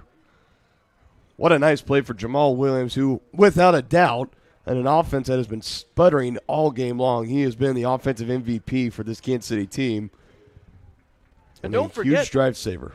Kansas City gets the ball to start the second half. So if you score here in these final 11 seconds, I mean, you've got a chance to be in the lead again before Iowa ever touches the football. Prime opportunity here for the top-seeded Goats.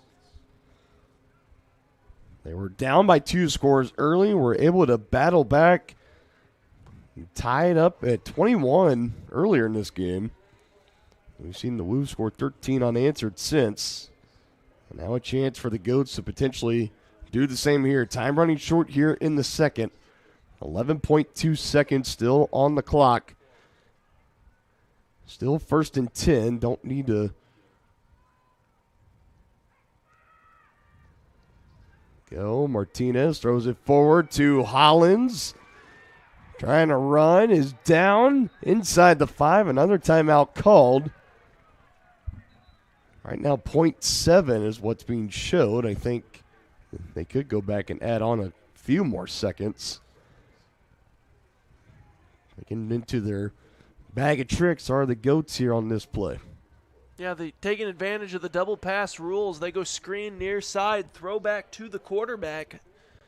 Hollins very nearly scores, which was a great yards after catch effort from him. But now, one final play, and you're about 4 yards out. 3 yards out officially.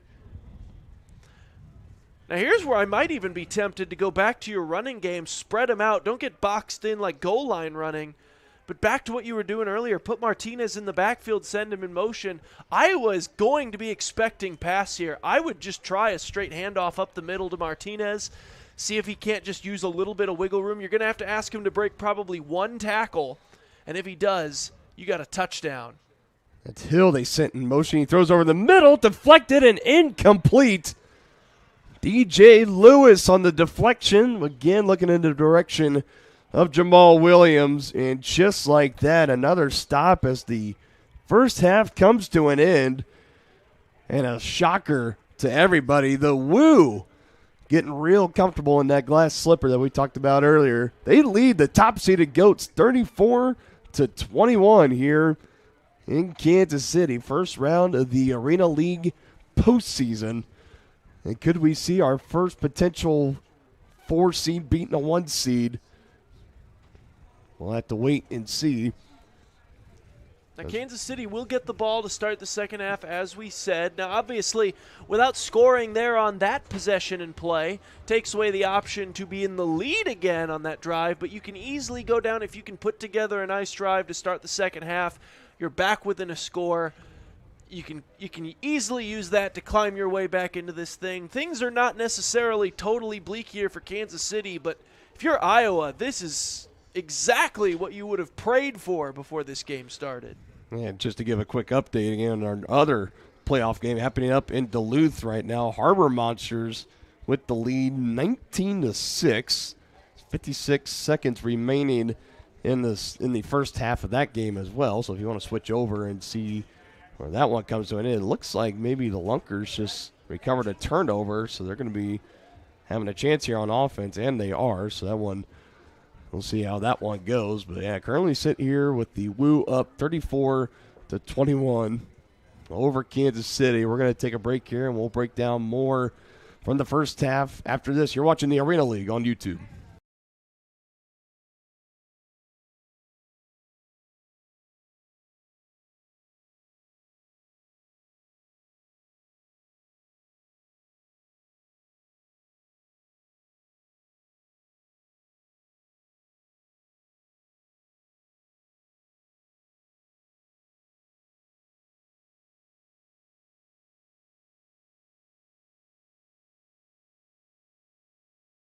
University Health, we provide academic medicine for all.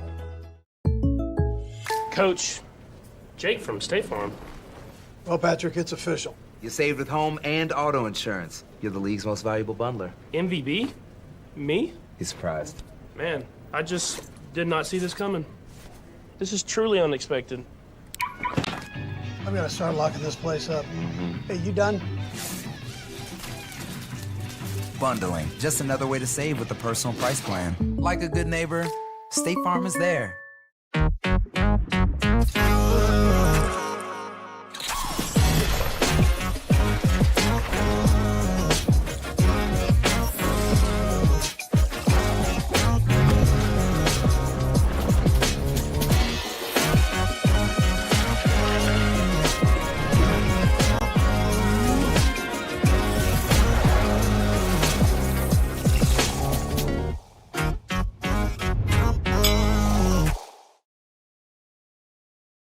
Welcome back, the Arena League fans. We are starting with the Commissioner's Corner Playoff Edition, Week 1. Joining us now is Heisman Trophy winner, Pro Football Hall of Famer, and Commissioner of the Arena League. This is Tim Brown. Tim, 2,500 people, St. Pius High School last week in Kansas City. It was quite a show.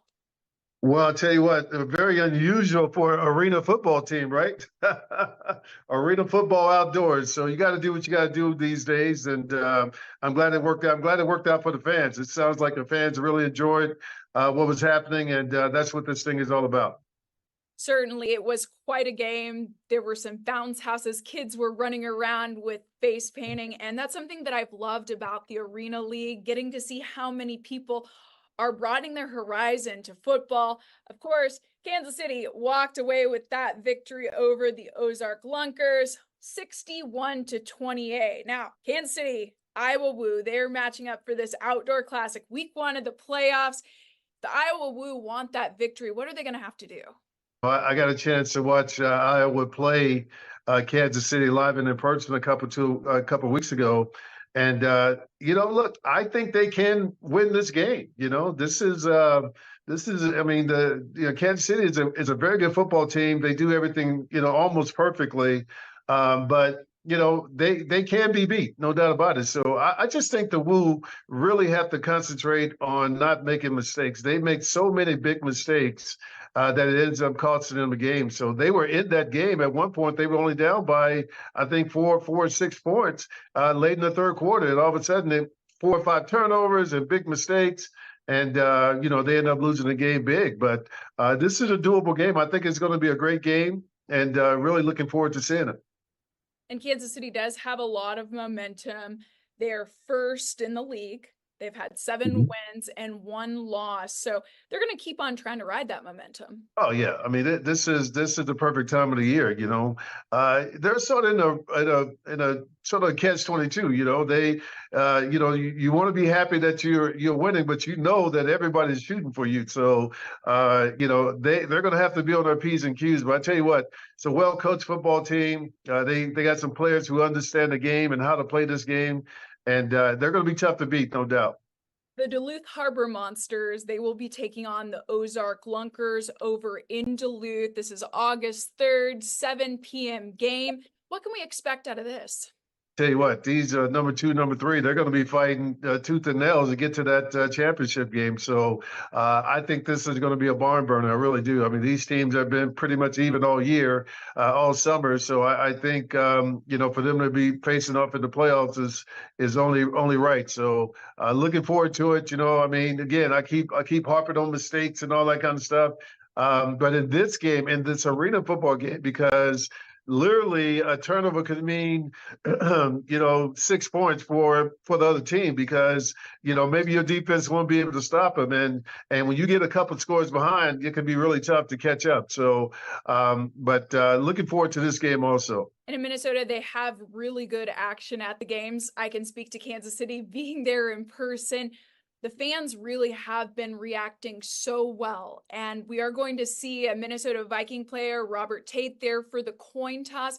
What do you think that means for the fan experience? It's always great, I mean, and for us, it lets us know that we're on the map. People see us, people recognize us, and people are willing to come out and support us. And I think that's a huge feather in our cap, no doubt about it. But for the fans, when they see a guy from the NFL, from whatever, come and participate, it just makes them feel as if whatever money they paid, hopefully not that much, has been worth it for them, And you've been to some of the games too. How has that been, meeting the fans? It's been great. I think the police officers who were around me probably got tired of them, because, I think I signed about 70 footballs that night. It was crazy. But, I mean, look, when you step out in the public, that's what it's all about. And if you're not able to make it to the game, of course, always search the Arena League on YouTube. Those games are at 7 p.m. But, of course, we want to see them there. After this first round of the playoffs, we've got an August 10th championship. How does that work? That's going to, number 2 and number 3 are going to play, and then the winner of that game will play the winner of 1 and 4. So, I'm looking forward to that. Right now, it's looking like it's going to be Kansas City and maybe Duluth, but maybe we'll see an upset or two, and that would be awesome to see also. Walking through some of those standings, we've got the Goats, Harbor Monsters, Lunkers, and Woo. But of course, anything can happen. And if the fans haven't gotten a chance to visit some of those games and they're in the area, what would you want to say to them? This is a really fun event for the whole family. I mean, for the football enthusiasts, he'll get what he wants. For the mom, they get a chance to, watch the kids run around. They do some stuff on the field after the game and all that. So, even during the game, they have contests where kids are throwing stuff, trying to win stuff. So, I think if you have an opportunity, you should definitely take a look at this and just peek your head in and see what you think. You're seeing that 6-man game. You're certainly relying on your other teammates, something that we can take into many aspects of life. It's all about teamwork. I tell people all the time, I'm a better person because of football and because of sports, because I've learned something at a very early age that it's not always about me. Even when great things happen, it's about giving the credit to your teammates. So if we can learn that in this life, off the field, we will all be better off. Thank you so much for that advice, Tim, and of course for your time for the Commissioner Corner. All right. Thank you very much. Mom! Stop! Winnie! Gross, I don't want that. Stop stealing.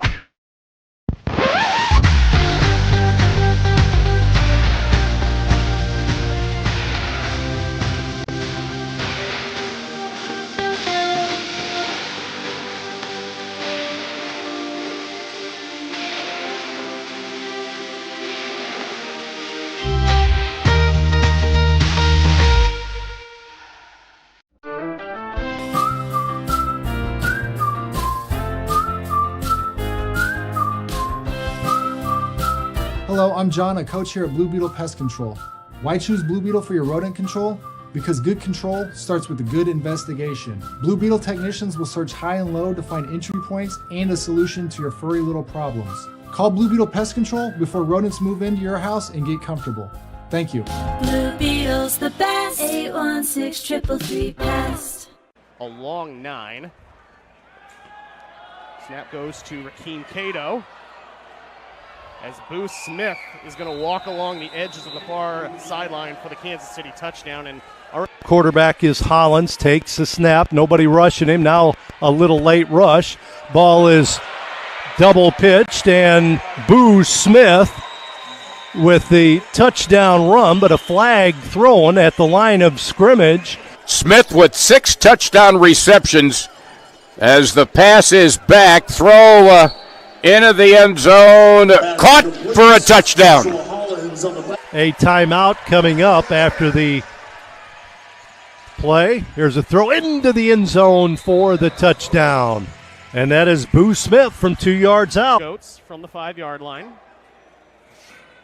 Takes the snap, lobs towards the end zone, wide open, caught.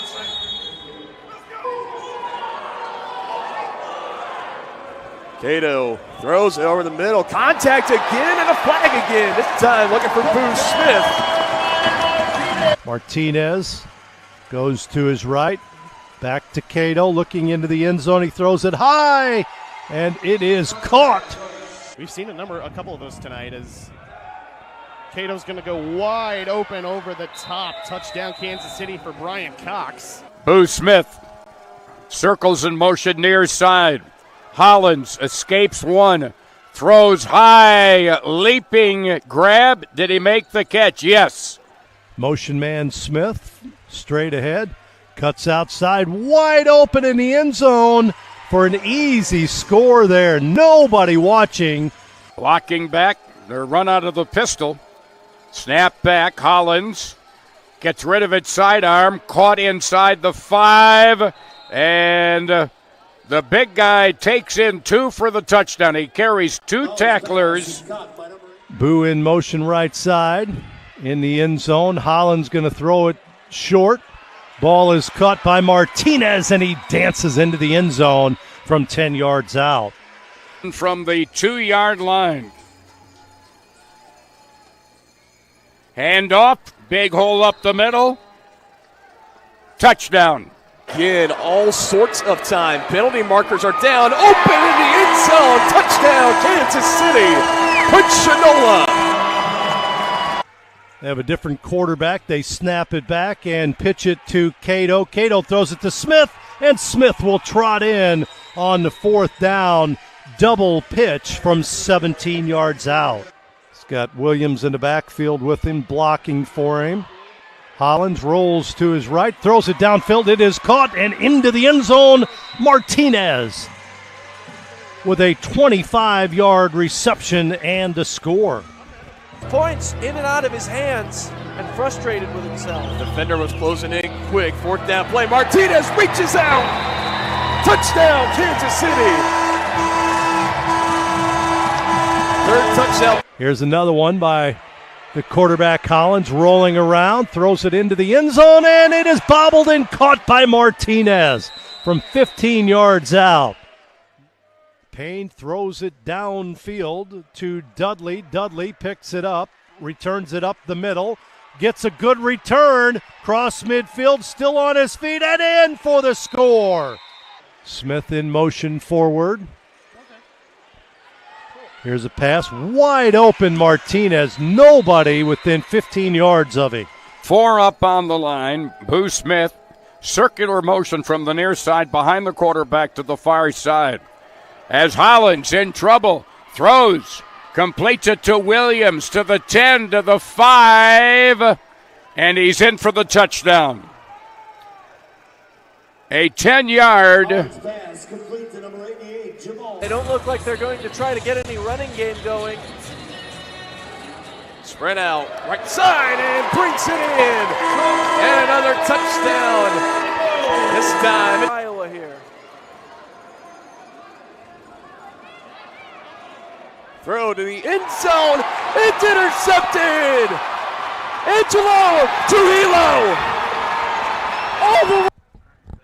And back here at St. Pius High School in Northland in Kansas City, Missouri, it's halftime in the first round of the postseason of the inaugural 2024 Arena League season. And it's the 4th seed right now with the double-digit lead, 34-21. Woo over the top-seeded Kansas City Goats. Aaron, this is just like what we all thought was going to happen in this game, right? We were going to be sitting here with the Woo up by 2 scores over Kansas City and all the crazy stuff that's happened in between. This game has gone exactly how we all thought, right? I think if anybody would tell you that their line, first of all. No, I don't think, not a lot of people, maybe outside of that Iowa Woo locker room and coaching staff and maybe the fan base, I don't think anybody saw this coming right now. What a first half that was for Iowa. Well, and the tone was pretty much set after the Iowa touchdown with that safety on the kickoff. Unable to get the ball out of the end zone for Kansas City gave Iowa the chance to not only have an 8-0 lead, but then immediately get the ball back, went down the field, scored again before Kansas City ever even touched the ball offensively. It was a phenomenal start for Iowa, just what you need if you're going to try to come in somewhere and pull off a road upset. And then they've just been continuing it from there. They got the momentum on their side early. And sometimes when a team like that then gets caught up later, like what Kansas City did to get it to 21-21, you can start to see everything start to tilt and shift. You think college football, it happens a lot. Okay, maybe Texas A&M gets a little lead on Alabama. Maybe, but then the third quarter comes, and once they catch them, then it's going to end in an Alabama 20-point victory. Like, that's just how we're accustomed to seeing it when the better team finally catches up in sports. Not today, though. Iowa was able to brush it off. 13 straight unanswered points. And here we are at the halftime, and they've got that lead of 13 points.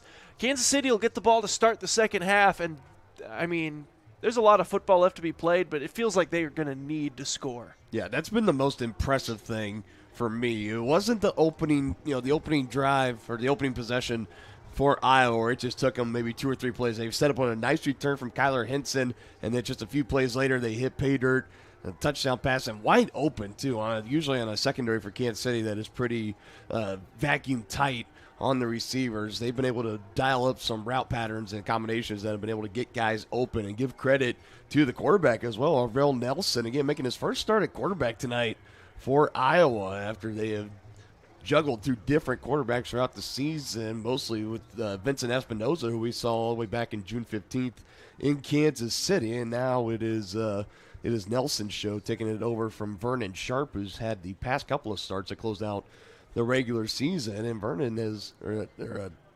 Nelson has looked the part so far tonight. But I do go back to that 21-21 tie we had earlier in the game, because that was off the bad snap in their own end zone for the Woo, and the Goats get on top of it. All the momentum coming back over to Kansas City.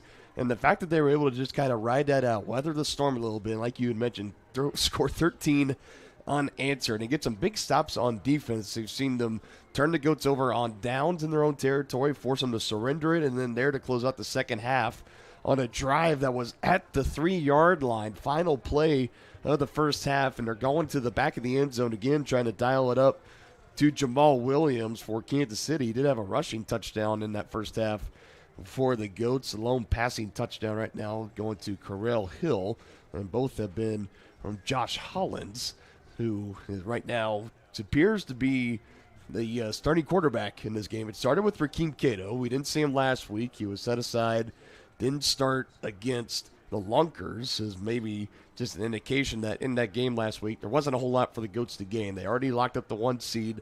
There wasn't really anything left. So why play the starting quarterback? Chance of getting him injured. It appears that's what we had thought, at least. We've known Cato and Hollins have kind of traded off reps in between games. It hasn't been a surprise to anybody. But so far tonight, Cato got a rough start on offense. They put Hollins in. He immediately had that touchdown drive, and it has been Hollins ever since. But a lot has been going the way of the Woo. One thing they definitely will need to work on is the penalty margin in the second half. In the first half, Aaron, 2 penalties for the Goats compared to 8 for the Woo, as they're trying to cling on to this 13-point lead, looking to go back out on defense, trying to get the stop on Kansas City, as you're really starting to get into some, I'll call them uncharted waters, uncharted territory for the Goats. Again, only 1 loss on the season. That was a 10-point loss to the Ozark Lunkers the very first time that they met back on June 29th. And they have not lost since. They've come in this playoff game, a 3-game winning streak for the Goats. 7-1 on the year. Exact opposite for the Woo, 1-7 overall. And coming in on a 3-game losing streak. And not to mention the Goats have won all 3 games against the Woo in the regular season. Yeah, but Iowa's played them tougher than you'd expect for being on as opposite ends of the spectrum as they have been to this point. And here they are. I mean, at the pro level, they like to say it's hard to beat a team 3 times when division rivals have to play each other. I mean, imagine how hard it must be to beat a team 4 times in one season in this sport. This has a lot of shades of the second matchup back on June 15th. Kansas City, again, were caught in a dogfight well into the fourth quarter, and eventually with some late turnovers for touchdowns late in that game by Iowa, I was able to help Kansas City hold on to a 20-point win, 58-38. And this is an oh-so-important starting offensive possession here for Kansas City. Again, Hollins back in the backfield for the Goats. Rakeem Cato still suited up on the sideline, just not playing. We don't know if there's a potential injury or something that's keeping him out. This is Josh Hollins' offense for the time being as he throws over the middle, and another one deflected down a handful of times already in the first half by Warren, and he gets another one here to start the second half. Yeah, that's been an issue for Hollins all day today. He's had a bunch of passes batted at the line, and it's not exactly as tight a pocket as it is in traditional 11-man football, so it's been a real issue for this offense. Had pressure coming down the pipe from Wilson, forced him to get rid of it quickly.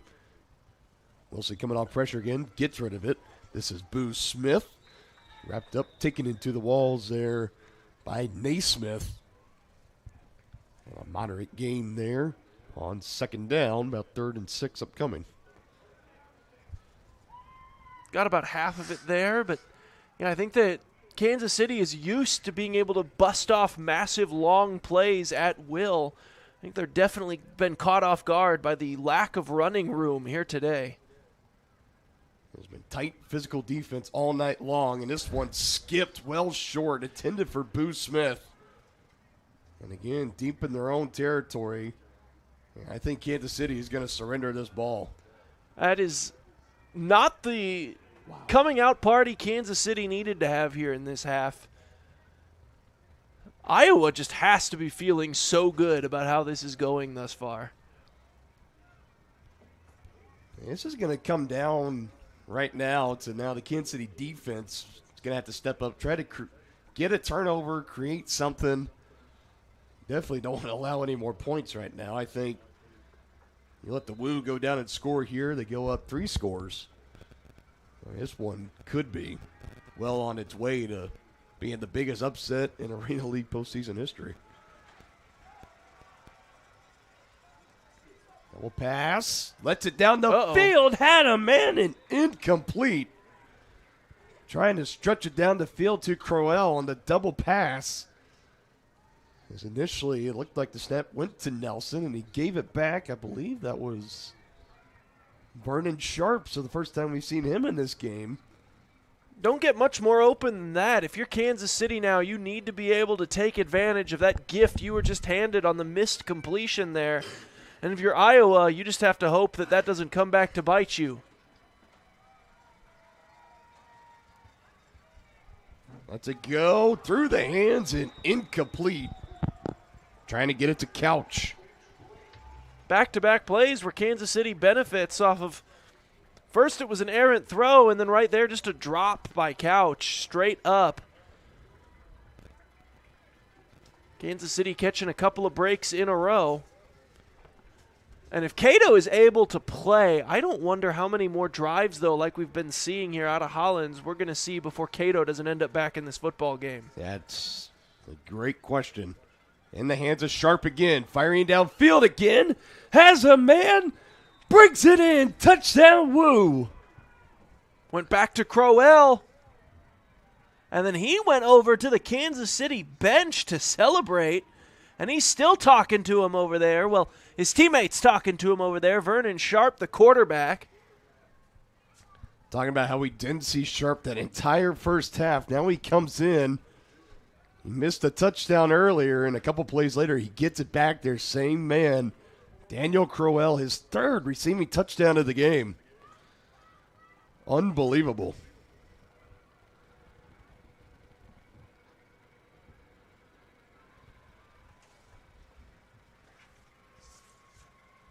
Point conversion try here for the Woo. Avoids the rush, sidearms it, intercepted. And conversion will be no good. Again, a lot of words being exchanged between these two squads tonight. A lot on the line, and a 40-piece put up by the Woo. They have the lead 40-21, thanks to 3 receiving touchdowns from Daniel Crowell from Meriden, Mississippi, and out of Jackson State University.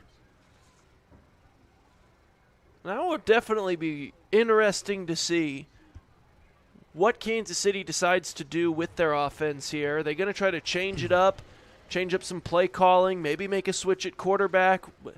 It feels like something needs to happen to get them sparked back to their default setting again, because right now they are just in a slump. Something has to change, and it has to change now. There's a lot of stunned faces right now around this crowd. Even a couple in this press box.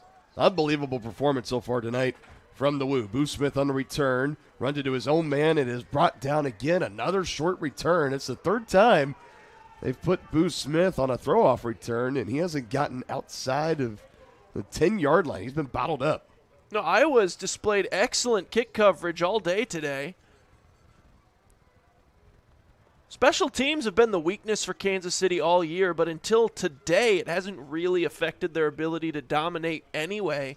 But now you're definitely starting to see more of that effect, and look who's in at quarterback. Yeah, perfect timing. I was just getting ready to give that to you, partner. Rakeem Cato back in the game, the signal caller for Kansas City. He started off the first couple of drives of the game and was taken out, so he is seen the majority of that first half from the Kansas City bench. Now he's back out there. Gets a quick completion on first down. They pass it back to him, gets it away. Boo Smith in space, first down. And shoved up against the walls on the far side by Lamar Wilkes.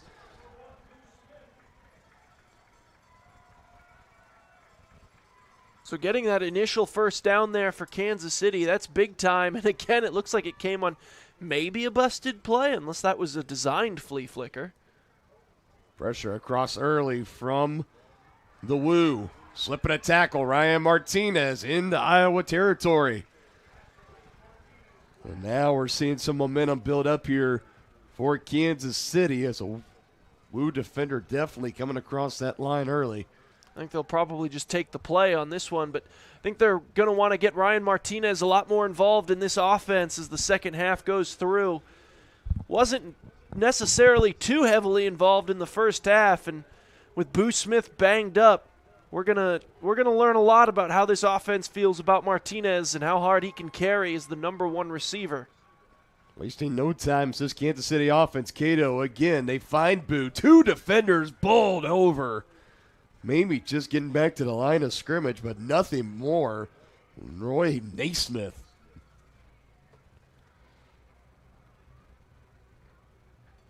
Big hit from the fella out of New Haven University. 6'3", 220 pounds, and he looks every bit of the part. The way they're lined up on defense, you could definitely run against that front. Nice pick up on the throw there, about 7. And again, looking in the way of Ryan Martinez.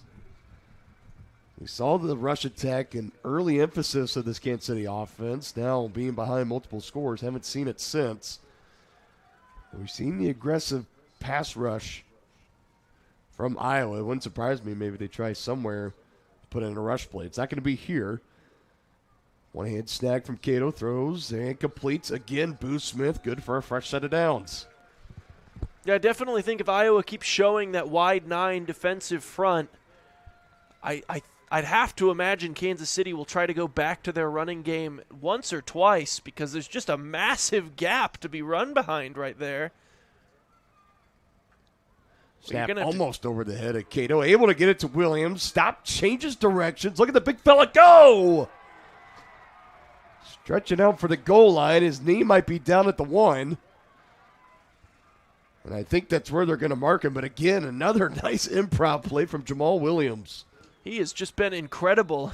I think his knee might have been down back at the 4, but he's just so long that the ball was able to get all the way to the 1. It's incredible.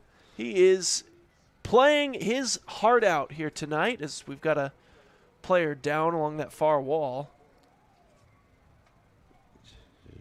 So Iowa Woo a little slow to get up. I believe it might have been it's DJ Lewis.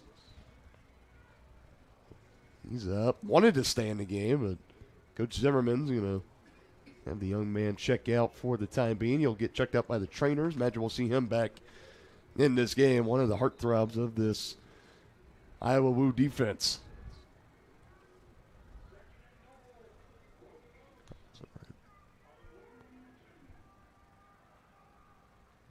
They might not have a play for it, but there might be some consideration to just turn and hand the ball to Williams at some point here today. He has been an effective runner with the ball in his hands, especially in these short yardage scenarios like this one right here. It's really hard to keep his big frame from just picking up those extra yard or two after contact. They pitch it back. Martinez avoids one, going all the way across back the other way. Now cuts back to the middle. Met and sandwiched at the 1 yard line.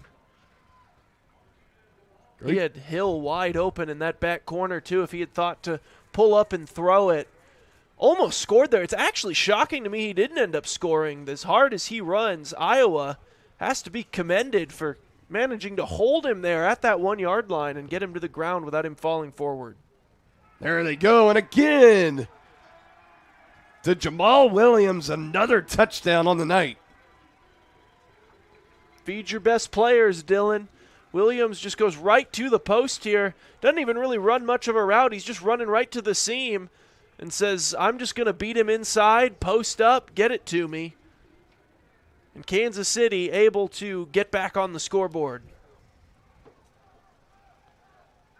1 point conversion coming up here.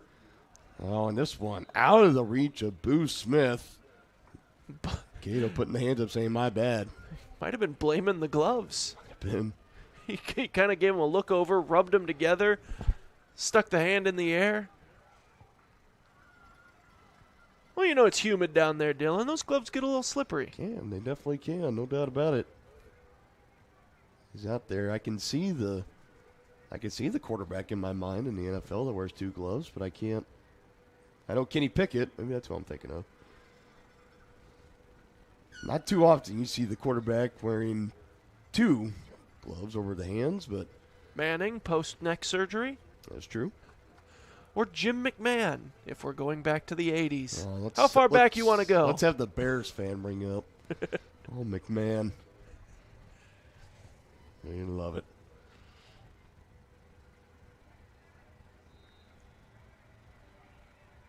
So, positive news for the Goats. At least they answered the opening touchdown from Iowa, but still work to do here. Second possession upcoming here in the third, and another big return for Henson in the Goats territory.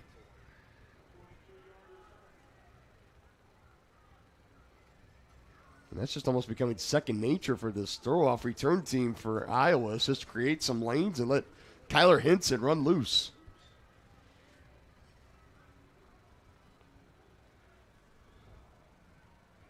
Now Kansas City's going to have to ask some big things of their defense here. Boo Smith obviously not playing much defense anymore, but this would have been a spectacular time for one of those pick sixes. Might have him for a sack, able to get it away. Oh, Smith in the backfield, all up in the kitchen of Nelson, but able to get rid of it to avoid the big loss. Helps to have a quarterback at that size, too. When you're 230 pounds, sometimes you're able to get off a couple more throwaways and passes than smaller quarterbacks while under duress like that.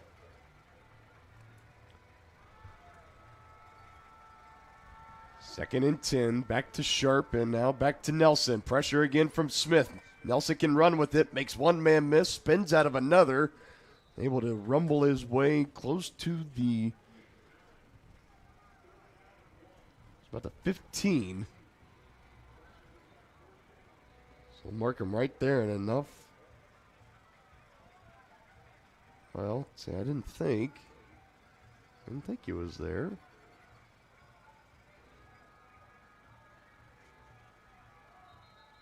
Let's get the chain game figured out here. Officials timeout.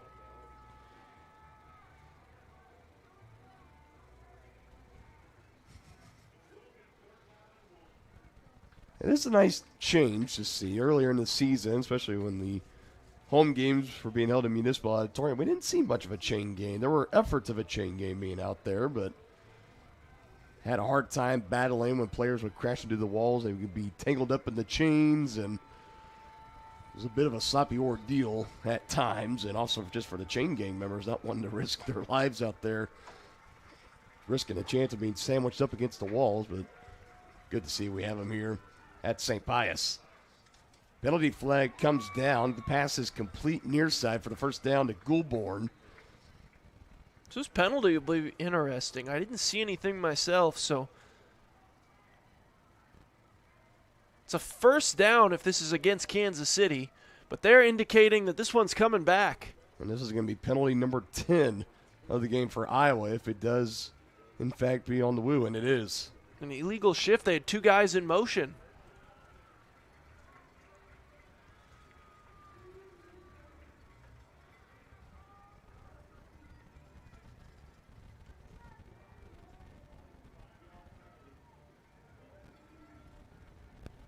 Back him up 5 yards. Third down and 6. Still in a good position here in Kansas City territory. Looks like you have Henson and Sharp. Henson, man in motion. Nelson pitches it back to Sharp. He goes back to Nelson, who is wrapped up, able to throw it away. And intercepted by Ben Thomas, his second of the game. Look at him go! Just what the Goats needed. Touchdown, Kansas City. Now hold up, there is a flag back in the secondary, so before celebrations start, we're going to want to hear what this is. It's at about the 7-yard line on the other end of the field. And it was down on the field before the pass was thrown, so let's wait and see. It's holding against the Goats. My goodness. At least according to Kyler Henson, the way he's signaling. Now, the referees are going to talk about it, but if they decide to call this thing, Henson's indicating that this is defensive holding. And considering where the flag was, it would have been on the opposite side of the field. Well, now Cato is indicating it's holding on the offense, so. Well, we know one thing. Nobody's going to own up and say, yeah, it was on me. No, but I'm just talking about what they walk up to the officials. They clearly are hearing the word holding and then pointing at the other team. I'm not sure. Again, you'll see it here on the replay. The flag is already down on the field, so we didn't get to see what had happened. But, yes, it is against Iowa. Declined by Kansas City. Touchdown will stand. And once again, as you mentioned, it was Ben Thomas making another huge defensive play in this game. Ben Thomas' legacy game continues, Dylan. It does. In a much-needed time, earning Defensive Player of the Week honors just a couple of weeks ago for the whole league, and just snagged his second interception, took it back to the house, and most importantly, has brought the Goats back within one possession. And that could be the pivotal moment of this game that we could look back to. That the Goats are able to battle back in this game and potentially win. We can look back to that specific play from Ben Thomas and say that was the turning point right there. It has been a wild ride, to say the least. And now the offense is going to go on there kind of cold and see if they can't just run a conversion play here real quick. It's kind of a big conversion, too, to be down just 6. Means you could take the lead with your next score.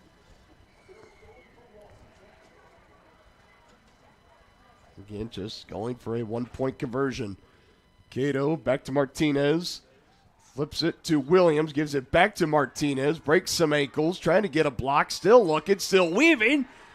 Ball comes loose at the end. It's in the back of the end zone. Did he cross the line before it came loose? Official in the end zone says no. It's a no good conversion and a touch. But yeah, so did not cross the line. Martinez took a shot there at the end to jar this ball loose. That is wildly close. It was Naismith, the man that put the helmet on the ball and popped it loose from Martinez right before he crossed the goal line. I mean, I'm getting flashbacks of Zay Flowers and L'Jarius Sneed, that punch out in the AFC title game. And that's how close it was. Good news for the Goats, though, is that pick 6 did stand after all the penalty markers on the field, and it is still a one-possession game. Which Kansas City, the way that this game has gone for them at parts in this game, will absolutely take it. What a game so far. First ever Arena League playoff game in Kansas City. We've been treated to quite a unique one. And we got Goulbourne down on the field blowing kisses to the Kansas City bench. Interesting time to do that. These sidelines are no love loss between the two. No, and obviously this was the game where we had a coach ejected the first time we had the call between these two teams. So it was Mook Zimmerman. And it was almost at a point just like this. And there was a disqualification, if I recall. Yes. It was definitely a very unique time back that June 15th meeting between these two.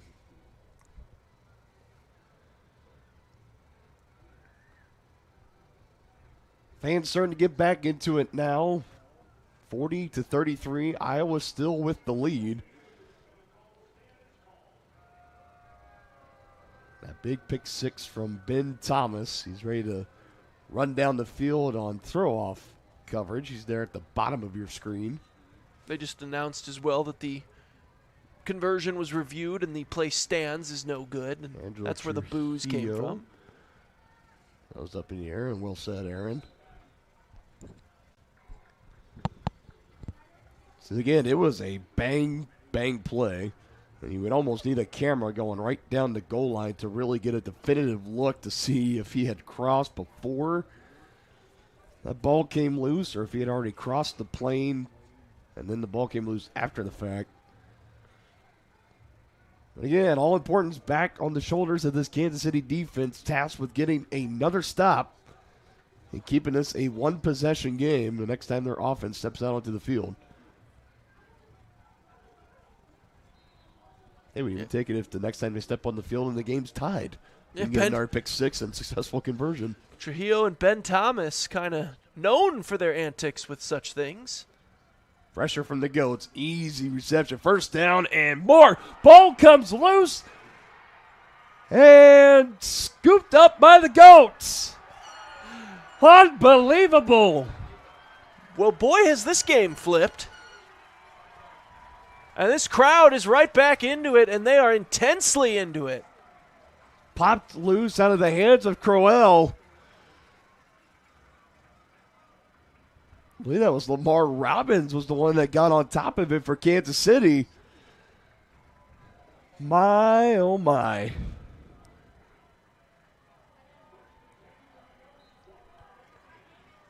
And on what was looking like a very promising play there for Iowa, too. That was going to be a massive gain. So we've talked a lot about penalties as well. Cato just pitches this one to Williams. Fakes the pitch. Look at the big man rumble. First down picked up there. 4th turnover in the game for Iowa compared to only 1 for Kansas City. 10 penalties in the game for Iowa, 2 for Kansas City. And another solid reception and run by Jamal Williams And here's a run up the middle from Corral Hill. Plenty of space. That's kind of what I was talking about earlier with that massive gap that Iowa's given up right up the middle as they go to this wide 9 set defensively. I was wondering when Kansas City was going to try the running game, and now they're coming down a little closer to the line. Under a minute to go. Cato, quick pass. Boo Smith turns the corner. Touchdown, Kansas City. Words exchanged after, but one thing for certain, the Goats 1 point away from tying this game up for the second time since 21 all. And since they put Cato back in when it was 40-21, now, as you mentioned, just an extra point away from being right back to a tie game and a clean slate. And a good portion of that has to go to the defense, but, man, the QB switch has really changed some of the vibes in this one. Cato got him to come across early. Free play. Fires to the end zone. Almost brought in by Cox. And it's incomplete. But again, early movement across the line. So they'll just move the ball up even closer. A second chance here for Kansas City to tie the game up. Yeah, you got a free chance at it. Give your guy a jump ball there. I mean, definitely don't take the sack or throw it away when you know you're going to get a free chance. There's no harm to be done. So, now from a little bit closer, let's see what play call they got going if they here. get it off.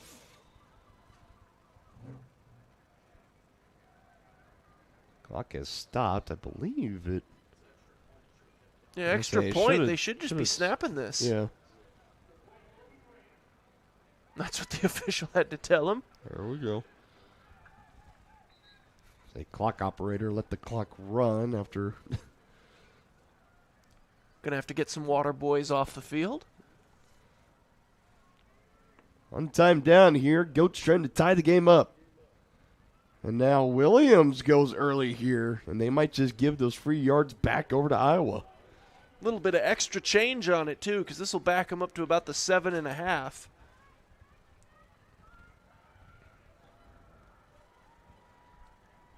This is a big extra point, too. This is to tie it. This is. Back to the 7. Cato fakes to give it to Martinez. Directs traffic, throws to the end zone. Back of the end zone, over the wall. It is caught. What a We snag. are tied. That's Boo.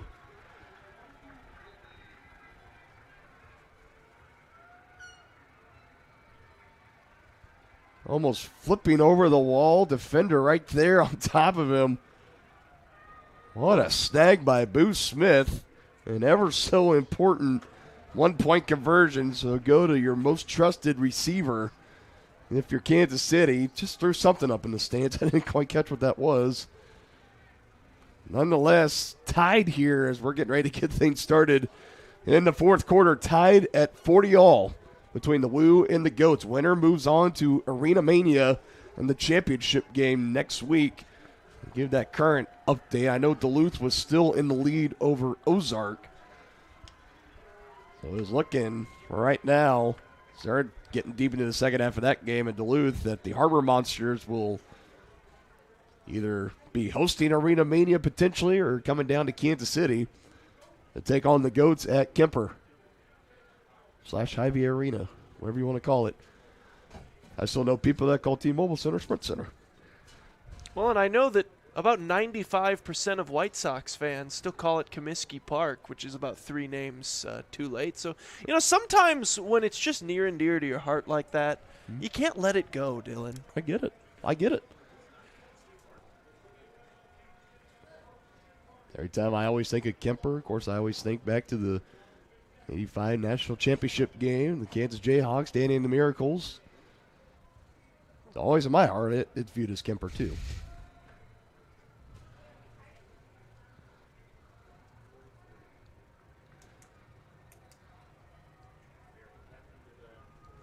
Got a nice fourth quarter coming down to the wire here. Still anybody's ball game. Win or go home. Trujillo sends this one into the air.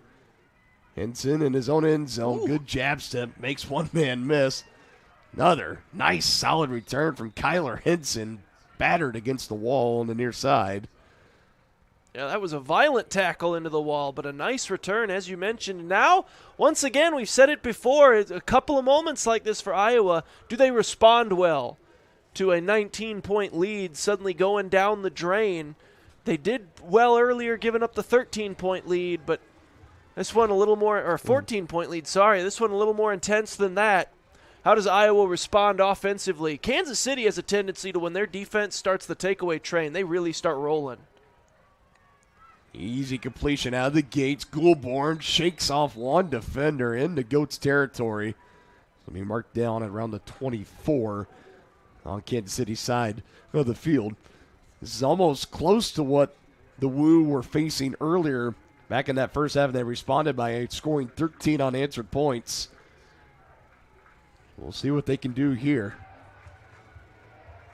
Crowd starting to get a little loud, trying to get into it. Goats appear maybe to bring pressure. It's Cofield. They run it on the far side. First down picked up. And a nice little run there for Iowa. Once again, putting a nice drive together after it looks like they've lost all the momentum. They've been very good at responding thus far today. I've been very impressed with what Iowa has shown in these types of moments all day when the adversity really hits them. It's usually not a trademark you might see of a team that's 1-7 overall in the year. They have been bringing it tonight, playing very impressive. Throw for Nelson, caught. Right into the wall he goes. I believe that's Ola Bryce. They've also done a little retooling as well as the year has gone on. That's true. But it's just the fact that they've always had this trait about them of kind of making these games and making their opposition kind of get down in the dirt with them and really make them earn the victory. They have had Kansas City on the ropes for the majority of this game, looking to reclaim the lead on this drive. It's a nice one right now. This one's fired to McFarland, who's upended down to close to the 2-yard line. So again, we asked, how is Iowa going to answer? Well, right now they're 2 yards away from retaking the lead on a drive that has just looked effortless so far after having back-to-back turnovers on their last 2 offensive possessions. And now we'll see if they don't try to just use some of their size advantage and pound this thing into the end zone. Ripped up, not going anywhere. Kansas City's also had a couple of big-time goal line stands this season. I think this crowd would pretty well erupt if they get another one here.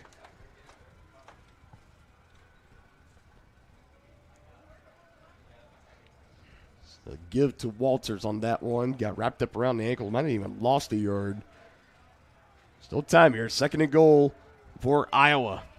Under 11.5 minutes in regulation. Nelson caught. Backpedaling. Able to complete it to Ola Bryce, but not going anywhere.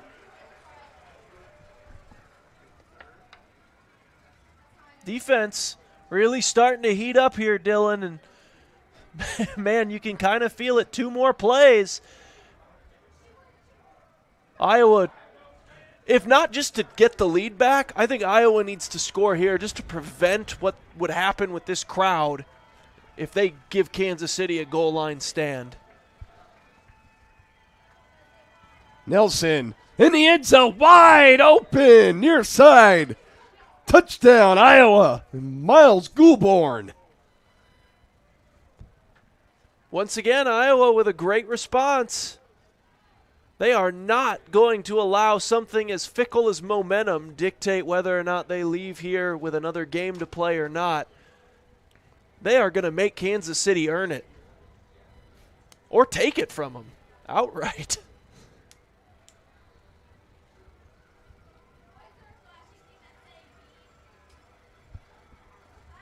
Going back, 1-point conversion, trying to make it a 7-point ball game again.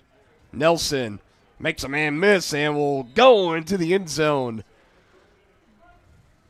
And what an answer from the Woo Turnovers on the last two offensive possessions. They've seen their 13-point lead withered away back to a tie ball game. And they march right down the field, looking like Kansas City was close to making a goal line instead.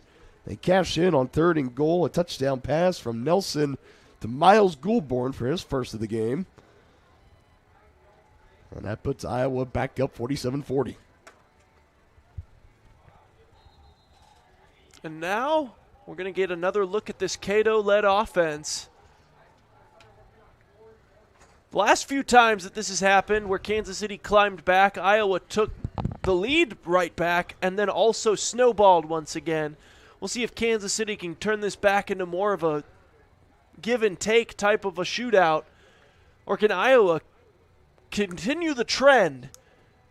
Will they have a 20-point lead again before we know it? Sort of how the ebbs of this game have flowed. Fourth and final quarter. Back with the lead is Iowa, looking to pull off the biggest upset in the short league history.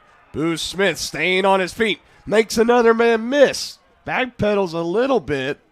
I think he probably needs to just get upfield on that one. Maybe cut back a few too many times. Takes me flashbacks to DeMarcus Robinson in his days in Kansas City. Nonetheless, that's the mentality of Boo Smith of trying anything to come up with a big play. As you can tell, he is definitely out there not at 100%. Look, another solid hit. Below the waist, lower body. And it's a handoff. Plenty of space for Correll Hill. Nice head of steam. As now we're starting to see the running game get reintroduced back into this offense, Aaron. Yeah, and I think as long as they continue to give you the space to do it, I would just keep running it at them until they condense inside. Play action. Williams, green grass and more. First down. Look at him go. It has been so fun. That is a large person. Said it once. We'll give his measurables again here. Pull up the stat sheet. I know his height comes in at 6'5" and 230 pounds. He plays somehow, though, even bigger than that. It's amazing to watch. Fake to give. Cato sidearm. Boo Smith. Touchdown, Kansas City. I think the White Hat's coming in saying he might have been down at the wall at the 1. That's what he's going to say, yeah. First and goal. Regardless, though, nice play there by Smith using the speed. And now Kansas City needs to not get distraught by that spot and just find a way to pound this in real quick. So we're starting to see this Kansas City offense back in there behind Rakeem Cato start to find their stride. Looking to go back-to-back drives of hitting pay dirt. Under 5 on the play clock.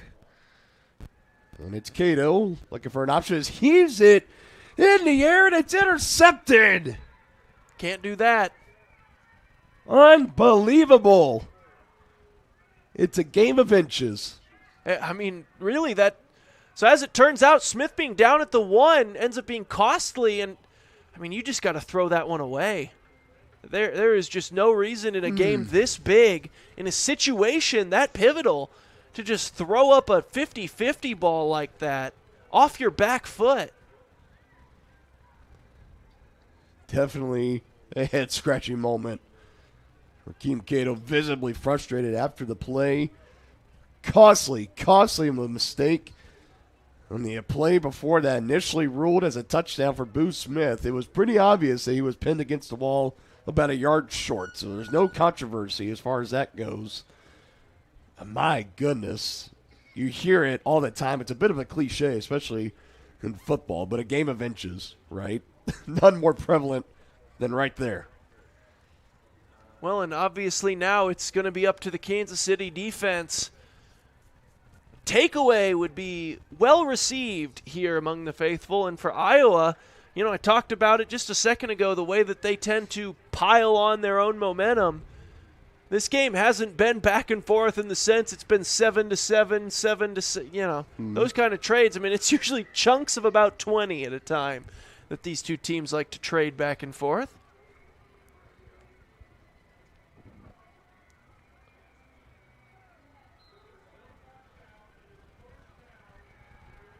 So 1st and 10 at their own 5 for the Woo. Pass looking for Goulbourne. Hit immediately in the back coming in. And a race amongst the teenagers to get that souvenir ball.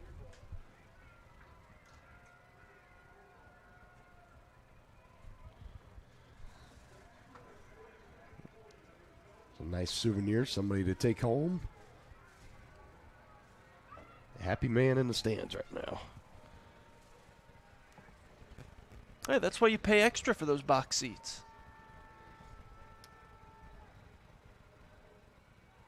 Smith with pressure.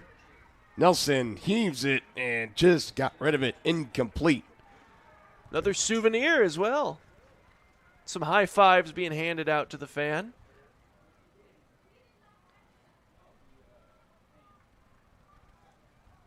Third and 10 upcoming here for Iowa. And this is the chance here for Kansas City. If you're able to force another incompletion here and pin them, keep them deep in their own territory, then you have them entertain the idea of probably more than likely surrendering it. Yeah, this is going to be a pivotal play here for both of these teams. Nelson throws right at the sticks and completes it. Yeah, there's no way he wasn't across the line of scrimmage. I was getting ready to say the same thing. Angelo Trujillo right on top of it.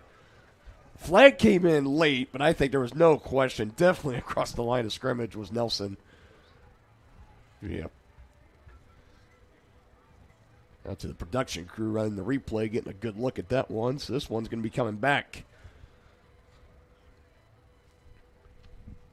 Officials will also have a brief conversation with each team about some of the extracurriculars that took place during the tackle. Discussions such as, don't do that and please stop. That's well said. It's also a loss of down penalty as well. This isn't a situation like a hold where it's going to be just back them up and try again. This is going to make it 4th down and long. I mean, unless there was an offsetting against Kansas City. So, I mean, if they're going to use a surrender, I mean, if they were planning to do it at all, I can't imagine a scenario more inclined to do it than this. Backed up at your backs to your own goal line. Yeah, inside your own 5-yard line. You're up by 7 late, starting to get into the later part of the 4th quarter now. 5 minutes, 25 seconds is what the game clock shows. The length of this discussion, though, I think should concern some of the Kansas City fans. Because the only reason it would take this long is if they're talking about maybe he was behind the line. Then they're talking about where to spot it and stuff that would create some of the length of this. I mean, if he was across the line of scrimmage, then nothing else would really matter. Or if I didn't see if there was anything that might have came in after the play. I don't see anything be flagged against Kansas City, but now the crowd voicing their displeasure with some boos raining in.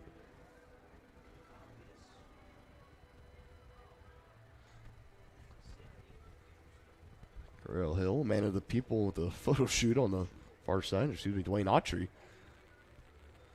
Taking some photos with some fans in the Fieldside Suites as they continue to talk this one out. And again, like you said, Aaron, the longer this conversation goes on, the more worrisome you got to be if you're on that Kansas City sideline. Yeah, especially when it seems like this is your opportunity that they're probably going to get the ball back. You don't want to float that opportunity down the river.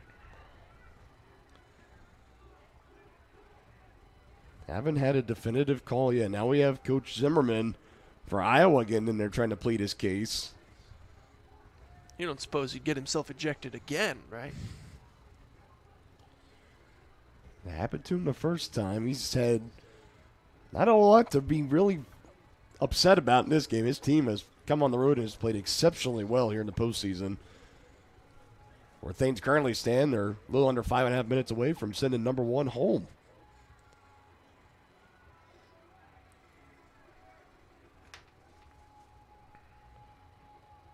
Waiting on the call, though, of course. whatever they're discussing pending. What looked like would just be an easy call of illegal forward pass, lost it down. Yeah, it's now being sent to New York via pigeon mail for further review. Be very intrigued. Looks like we've reached a verdict.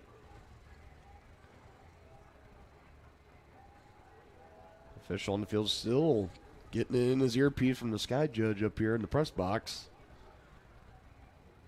Hear that as New York getting back with him.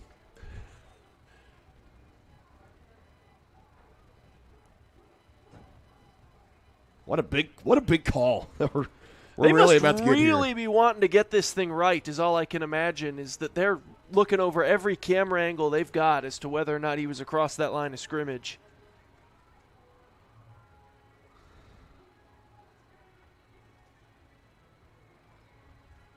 This is almost remarkable how long this is going on. I mean, Any part of the body behind the line makes it an illegal forward pass.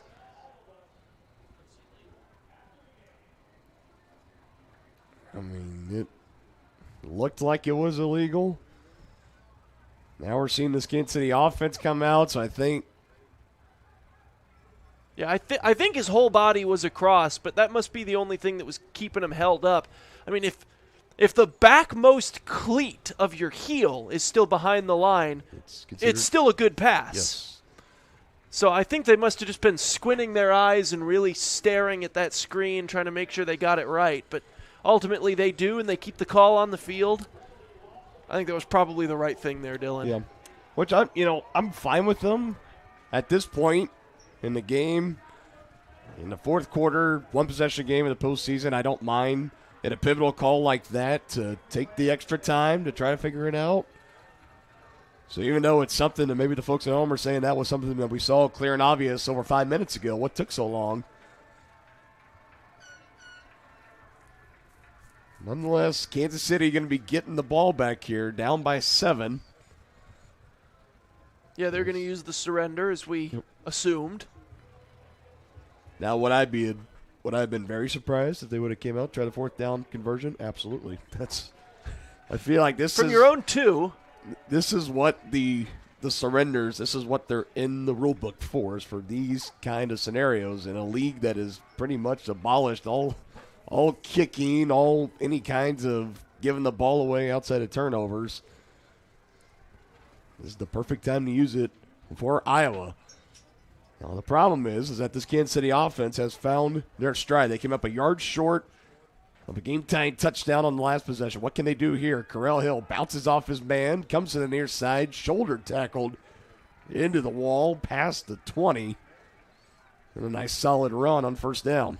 Yeah, nicely done, being patient, but then also not being greedy. We've seen a few times this season the Goats runners having a feeling like every play needs to score. He just realized that play was blown up, and rather than trying to dance, make a couple men miss, he just found the 6 yards that were there and went and got them. Nice catch. Boo Smith, first down and more in Iowa territory.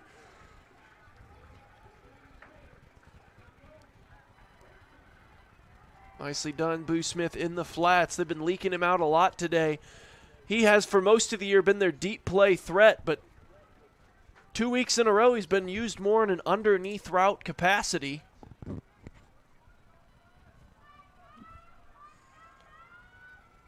First and 10 play here for Kansas City. Cato with time finds the big body of Jamal Williams. Look at him move. Laterally back dangerously. Uh-oh. Oh, my goodness. That's Iowa football. Yeah, I think maybe you're just going to want to go ahead and just take your 6 yards on that one. I'm not sure why you make the decision to try to pitch that ball there, but unbelievable. That has absolutely just burned Kansas City badly with 3:57 to go. And a guy that, you don't necessarily want anyone to put any blame on Jamal Williams for anything. The way he's played today, he's been the offensive MVP, but, man, that is just backbreaking. while we do have a time here, a scoring update on the game up in Duluth. I think we can confidently say it's going to be the Harbor Monsters will be one of the representatives in Arena Mania next week, as they're currently up 44-12.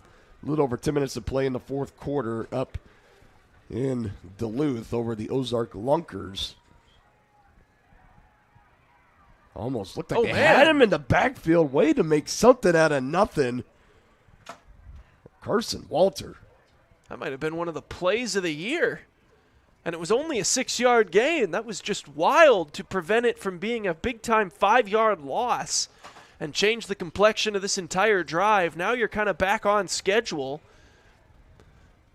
And scoring is, almost secondary on this drive to just eating up 3 minutes worth of clock here. First downs are almost more important than big plays.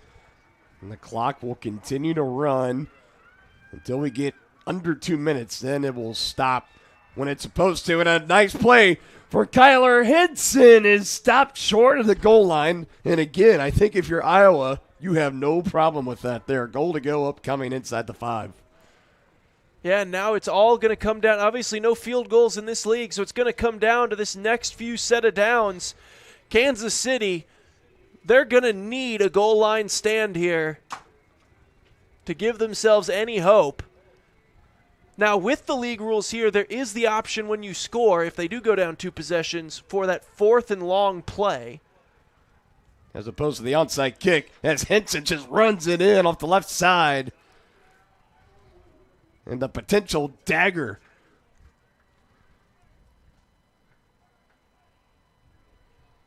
And the decision to attempt that pitch. Man, that is coming up huge now.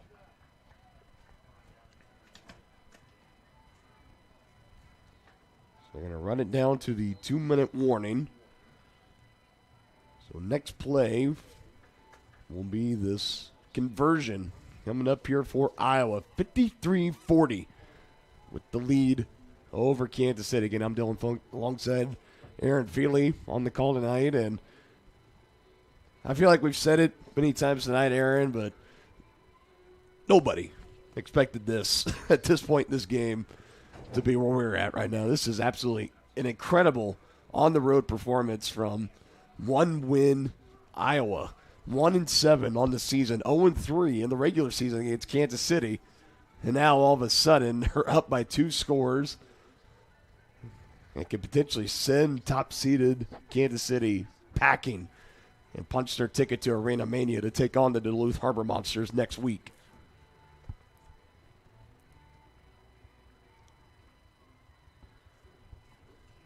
They're actually going to back him up 2 additional yards here and say he was down at the 5, not the 3.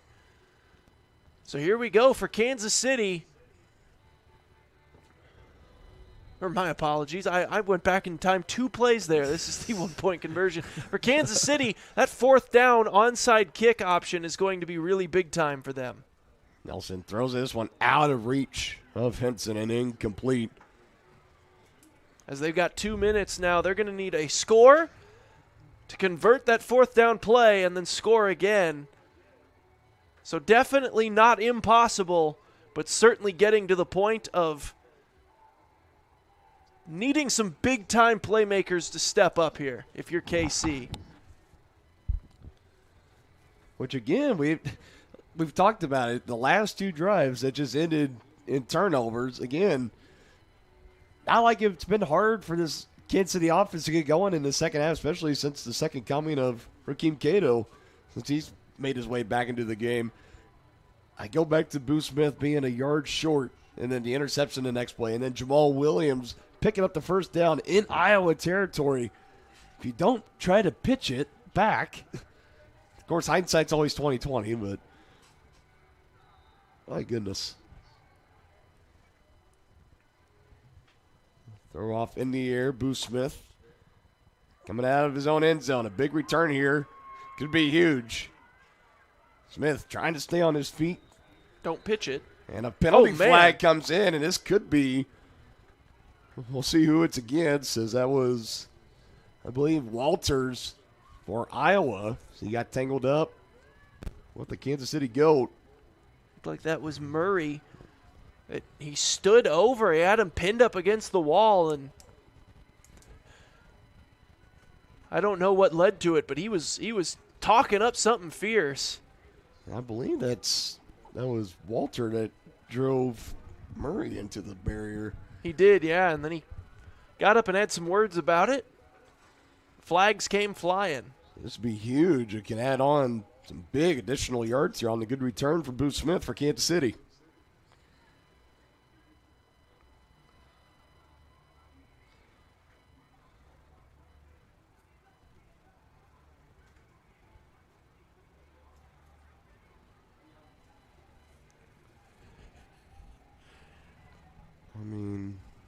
So we'll once again patiently await them to sort everything out. You write some names and numbers down in the book. Keep a track of personal fouls.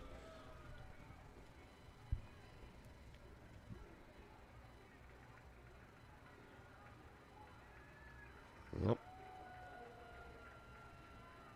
Oh, they got them both.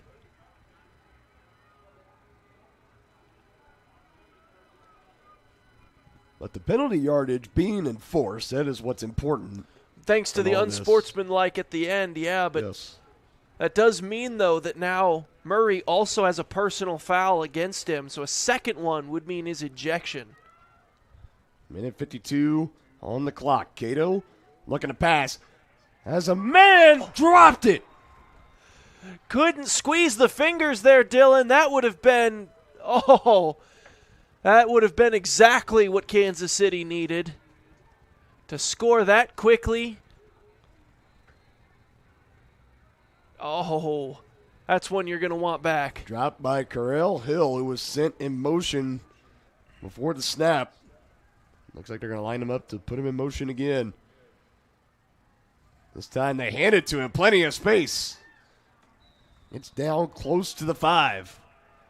We're going to rule him just short of that first down, but nice run once again. No, they're going to give it to him. Clock continues to run. Yeah, minute okay. and a half. He is short by 1 yard. Cato to Smith. Brought down immediately at the line of scrimmage. No, they're going to say he just got a yard, so he picks up the first down. However, that clock continues to run. We barrel towards a minute. Goal to go here for the Goats. Cato nearly intercepted. Would have been DJ Lewis if he squeezed it. And that would have been all she wrote. Instead, means second down. And the positive out of that for Kansas City is that does stop the clock at 1:03. Huge break caught once again for the Goats. Cato steps up, fires it. Brian Cox, touchdown by the penalty marker. In the backfield, could be a potential hold. Yeah, this might be backing him up. Or it could be on Cato if they're going to say, see, where was he at? They're going to rule a hold on the block. That is deflating for these Goats and this home crowd. So now you're still 15 yards away from the first of 2 scores that you'll need.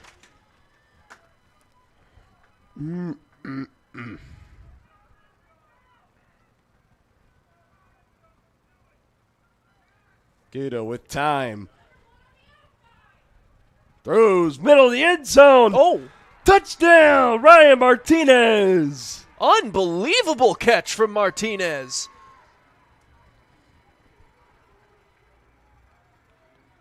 Man, oh man.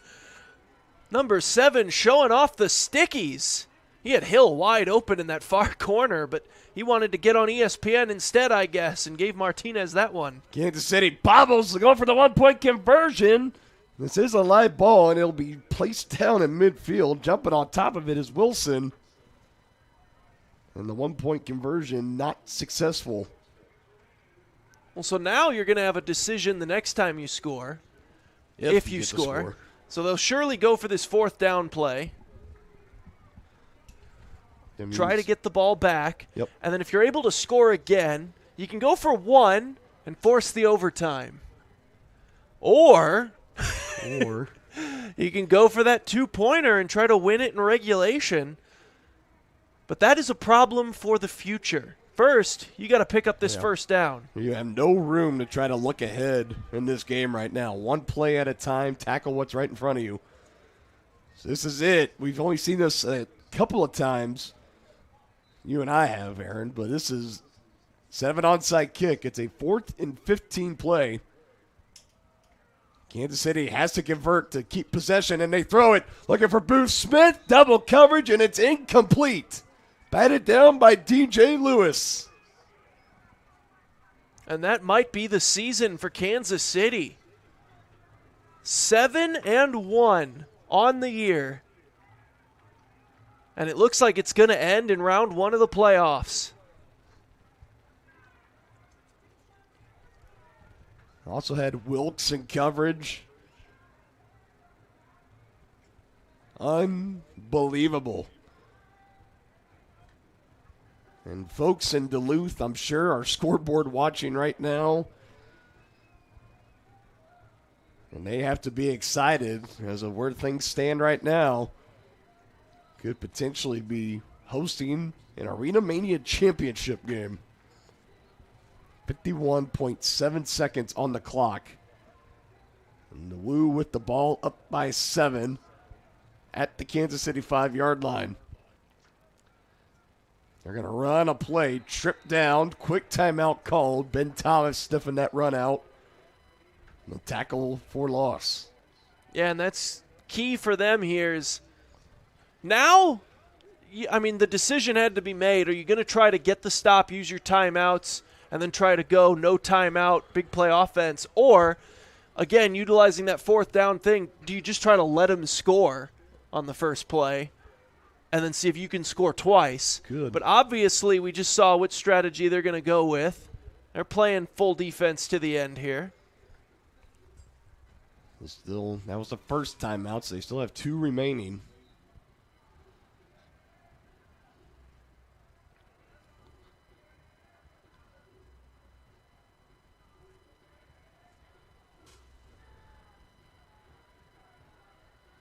You would imagine that for Iowa, probably just content keeping this ball on the ground. And they do. Ball is loose, but right on top of it is McFarland. Heads up play by McFarland. You want to talk about what would have happened? A few of the members of the audience or the crowd here were starting to, shake hands with some of the people that came with. That's a shame. We'll see you guys next year, blah, blah. Imagine if that ball had been recovered by Kansas City. My goodness. There'd have been some people jumping over some fences to get back in here, I think. It'd be like when people left the Fog early when West Virginia was in town and they made the comeback.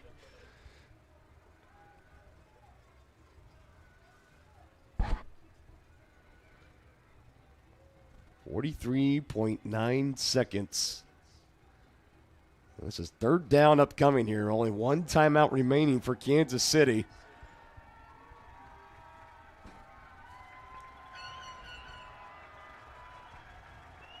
Autry trying to get this home crowd fired up. 2 in the backfield. Now sent in motion is Ola Bryce. Nelson to throw, feeling pressure, tripped up from behind, Kevon Smith. And the biggest part of that is obviously you get the loss now. It's going to be 4th down. But now, field position-wise, because you sacked him way back here, if you get this stop on 4th down, instead of having it at your own 5 with no timeouts, you might have this ball near midfield if you can get this stop. Yep. Final timeout burned by Kansas City. 37.7 seconds on the game clock. 4th and forever. Now you have to make sure your DBs don't get complacent thinking that this is a foregone conclusion either, that you've made this stop. Start congratulating each other. You have to make sure now, after your defensive front just got you to this point, on this 4th down play, You better make sure no one gets behind you or gets loose in that end zone.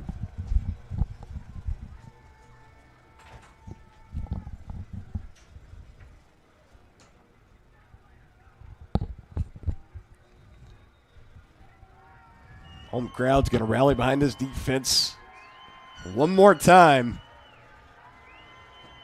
Kansas City all out of timeouts. Need to get the stop here.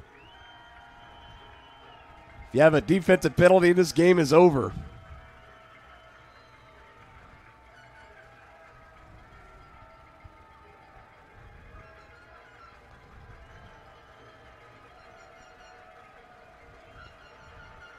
Snap is back to Nelson.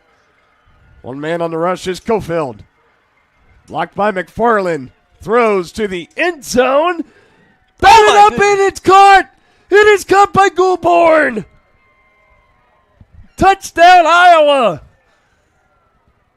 Heartbreak, Kansas City. And he's making the rounds, waving goodbye to the fans.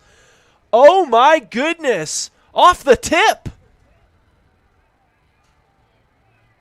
What an insane football game.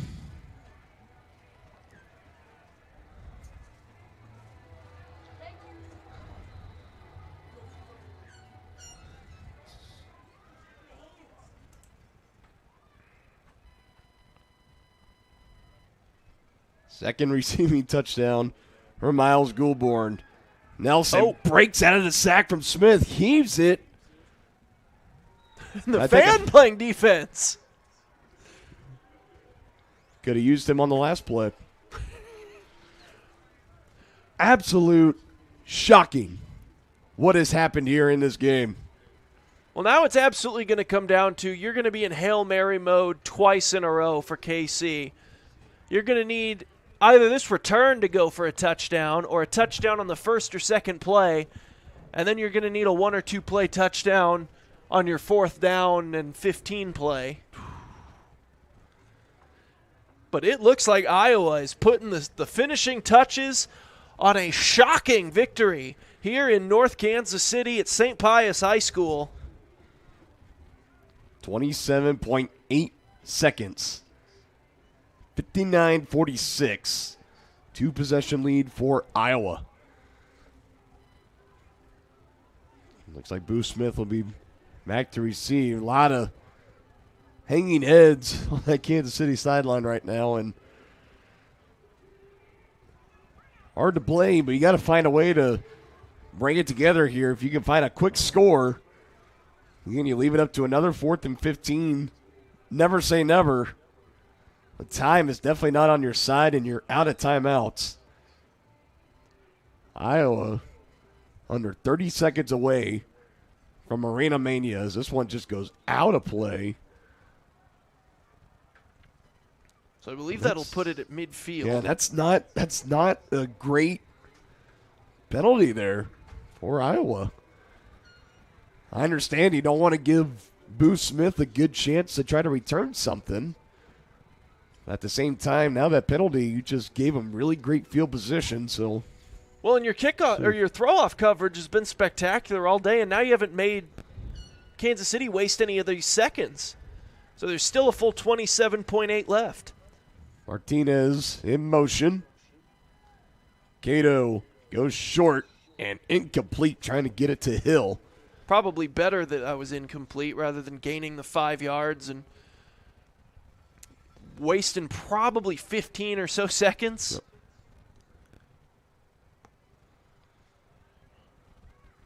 Iowa still with all 3 of their timeouts. If they see a matchup on offense they don't like for Kansas City, they do have the choice. They can try to take a timeout. Smith this time in motion for the Goats. Cato gets rid of it quickly, finds Hill, runs right to the sticks, picks up the first down. They got to hurry.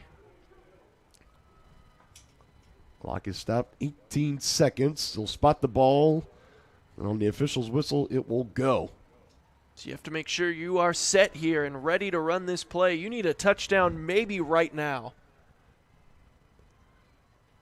Cato to the end zone. And I believe, was there a penalty marker? I think that might have been a tennis ball.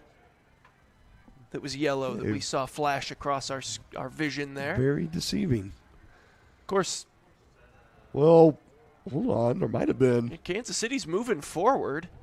So there was a pass interference. Was it in the end zone? So there you go. Yes. Interference in the corner. That'll help. Of course, now 14 seconds left. You really need to make sure it's score on this play.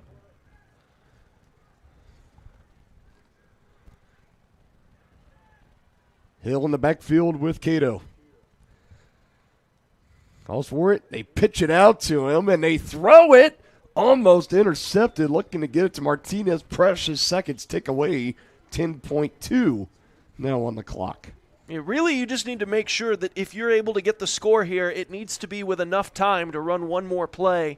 You can't afford a touchdown with no seconds left because that does you no good at all. Right now they get it away and running it in. 5.8 seconds on the clock. And that will go as a touchdown. That's huge. I believe that's Hollins in there too. And remember, they're going to have to run that 4th and 15 from their own 5, but lest we forget that, I mean, it's only a 50-yard field, so you're still only talking about a 45-yard Hail Mary. I mean, most average people aren't going to be able to throw that, but, you know, for a professional quarterback. Say untimed down here, and this one is deflected. As Cato was looking to get it back to Martinez. So here we go, 5.8 seconds, 4th and 15 play. Upcoming, you might as well not call it fourth. It's just 4th down. This is just a Hail Mary. And I don't know if they'll go full Hail Mary, or maybe you try to run a hook and ladder type of play. Get it in Jamal Williams' hands, maybe short. Let him run, see what he can get, and then if he's into trouble, have your fast guys behind him to pitch to. And see what kind of NFL Street 2 for the PS2 nonsense you can get going on. Like the reference. I've got my Sony references. Don't you guys worry. Now or never for Kansas City. Smith in motion. Cato pressured immediately. Has to give it to Martinez. Dance around his end zone. That's a face mask. That is a face mask, and the flag is down, and Martinez is running with it. Gets a block. Gets another. Ray Martinez! Can you believe it? Oh, my goodness. It was going to be a free play anyway. And a face mask on Iowa. It is declined. The score is good for Ryan Martinez. Now, do you go for 2 and go for the win? No, they're going to go for 1, which is interesting. No, they are. They're going for 2. Oh, my goodness. Untimed on the 4th down play as well, so still 5.8 seconds. Kansas City looking to go for the win. So if you don't get this, you have the option to do what you just did again and run another 4th down and 15 play. So here we go, ladies and gentlemen. Buckle in. This 2-pointer. Wow. Smith up to the line of scrimmage. Cato back to Martinez. Martinez, he's going to try to go again, and he lateraled it late. It's short.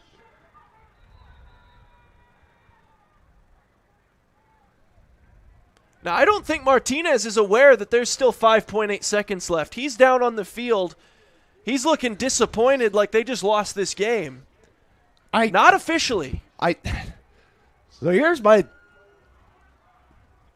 try to go for 1 in that scenario. Because, again, like we mentioned, you still have the option. If you want to try to go for the win on the 4th and 15 play, you can. So now you got to try to replicate the magic that you just had on the last 4th down play. Martinez exhausted out there.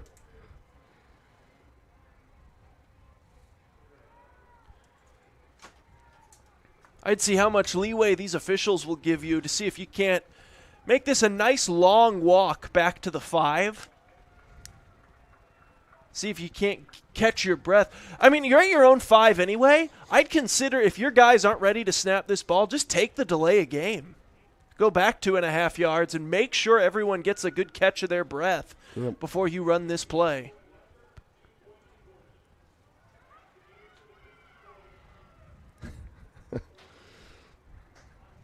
Unbelievable what we have seen in this game.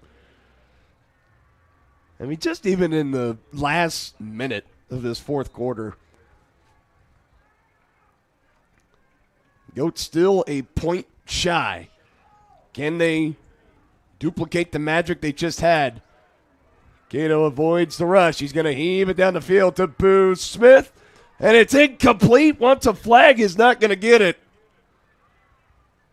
Heck of a throw from Cato.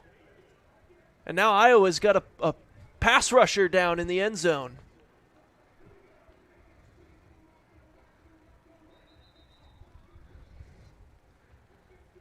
I believe I saw number 4, so that would be Wilson.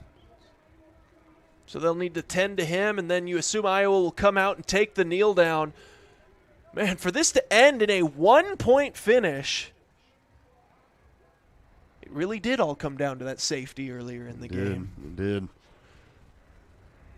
So many different plays that we can look back on in this one. With late drama, and the Iowa Woo are going to hang on. They're going to punch their ticket to Arena Mania next week, a chance to play for the championship, with this being their second win of the entire season. What an upset.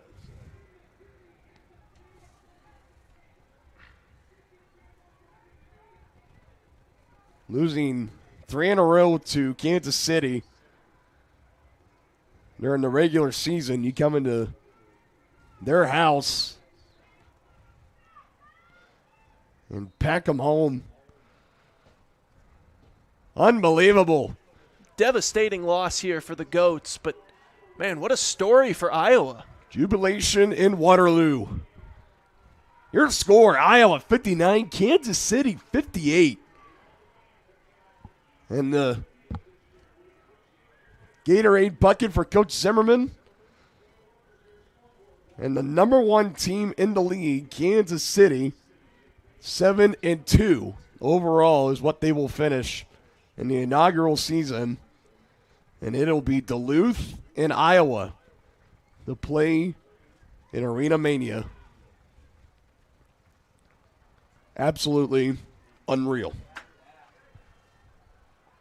Yeah, that was a wild finish there. That Martinez run, that was unbelievable with the face mask to start it off, turning it into the long touchdown.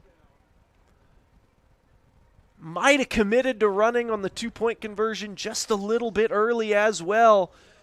But, man, what a phenomenal game. That might have been the game of the year right there. I think, no doubt about it. First round of the postseason, I mean, there was really no excitement, no drama up in Duluth. Our Vermonters have been on top from start to finish. And this was a game, I mean, this isn't a game like Kansas City came out and looked the part right away, and then Iowa battled back. I mean, the Woo from start to finish had Kansas City on the ropes the entire time. And even though there was some late drama there towards the end and it came down to a last-minute stand,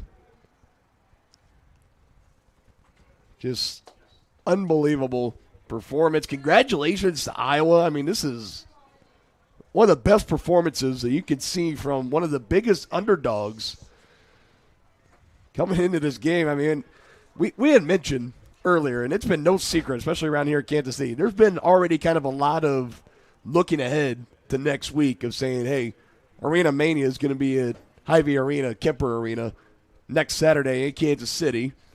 Ticket information will be available after the game and stuff.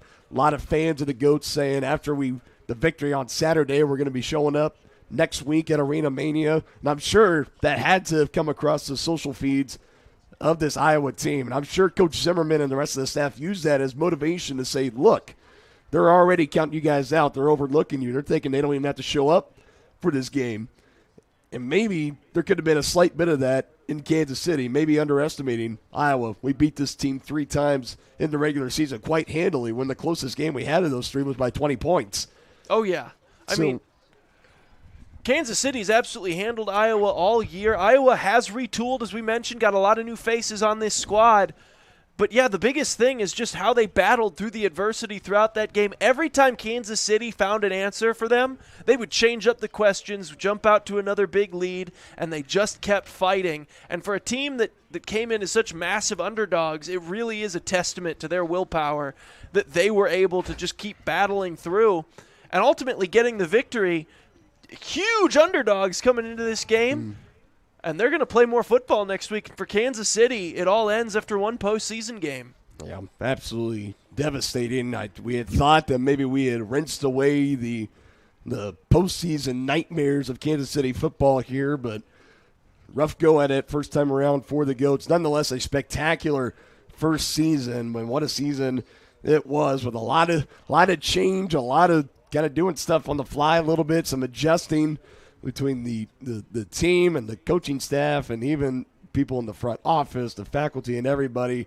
It's been so great to work with them this season, Aaron. I've enjoyed working with you, calling these Goats games. Whether it's been at Municipal, whether they've been here at St. Pius, it has been an absolute pleasure. The production crew that we've worked with before, Alan Hillard, has had him up here the past 2 weeks here at St. Pius. I want to send a special thank you to him and his crew, everyone that came, volunteered, helping us get this broadcast up and running so we can do what we love to do on Saturday nights and call some exciting football games. It's been an absolute pleasure, and I hope we get to come back and do it again next year. Not a season to be ashamed of by any means for Kansas City, but definitely not the ending that they were looking for. Meanwhile, for Iowa, 2-7 overall, they go to Arena Mania, and a chance that they can do it again against Duluth. Again, last time I checked the score, that was like 44-12. I would imagine that game is pretty well in hand right now. 50-18. That game is over, so it's official. Next week, Arena Mania, Duluth Harbor Monsters against the Iowa Woo, 2 versus 4. Be sure to follow the Arena League on socials to figure out where that game will be exactly. I imagine the Woo will take a trip up to the deck up in Duluth, Minnesota. So on behalf of all of our staff and crew here at St. Pius X High School, alongside Alan Hillard, our producer, and Aaron Feely on color, I'm Dylan Funk, saying so long, and we will see you again next time here on the Arena League.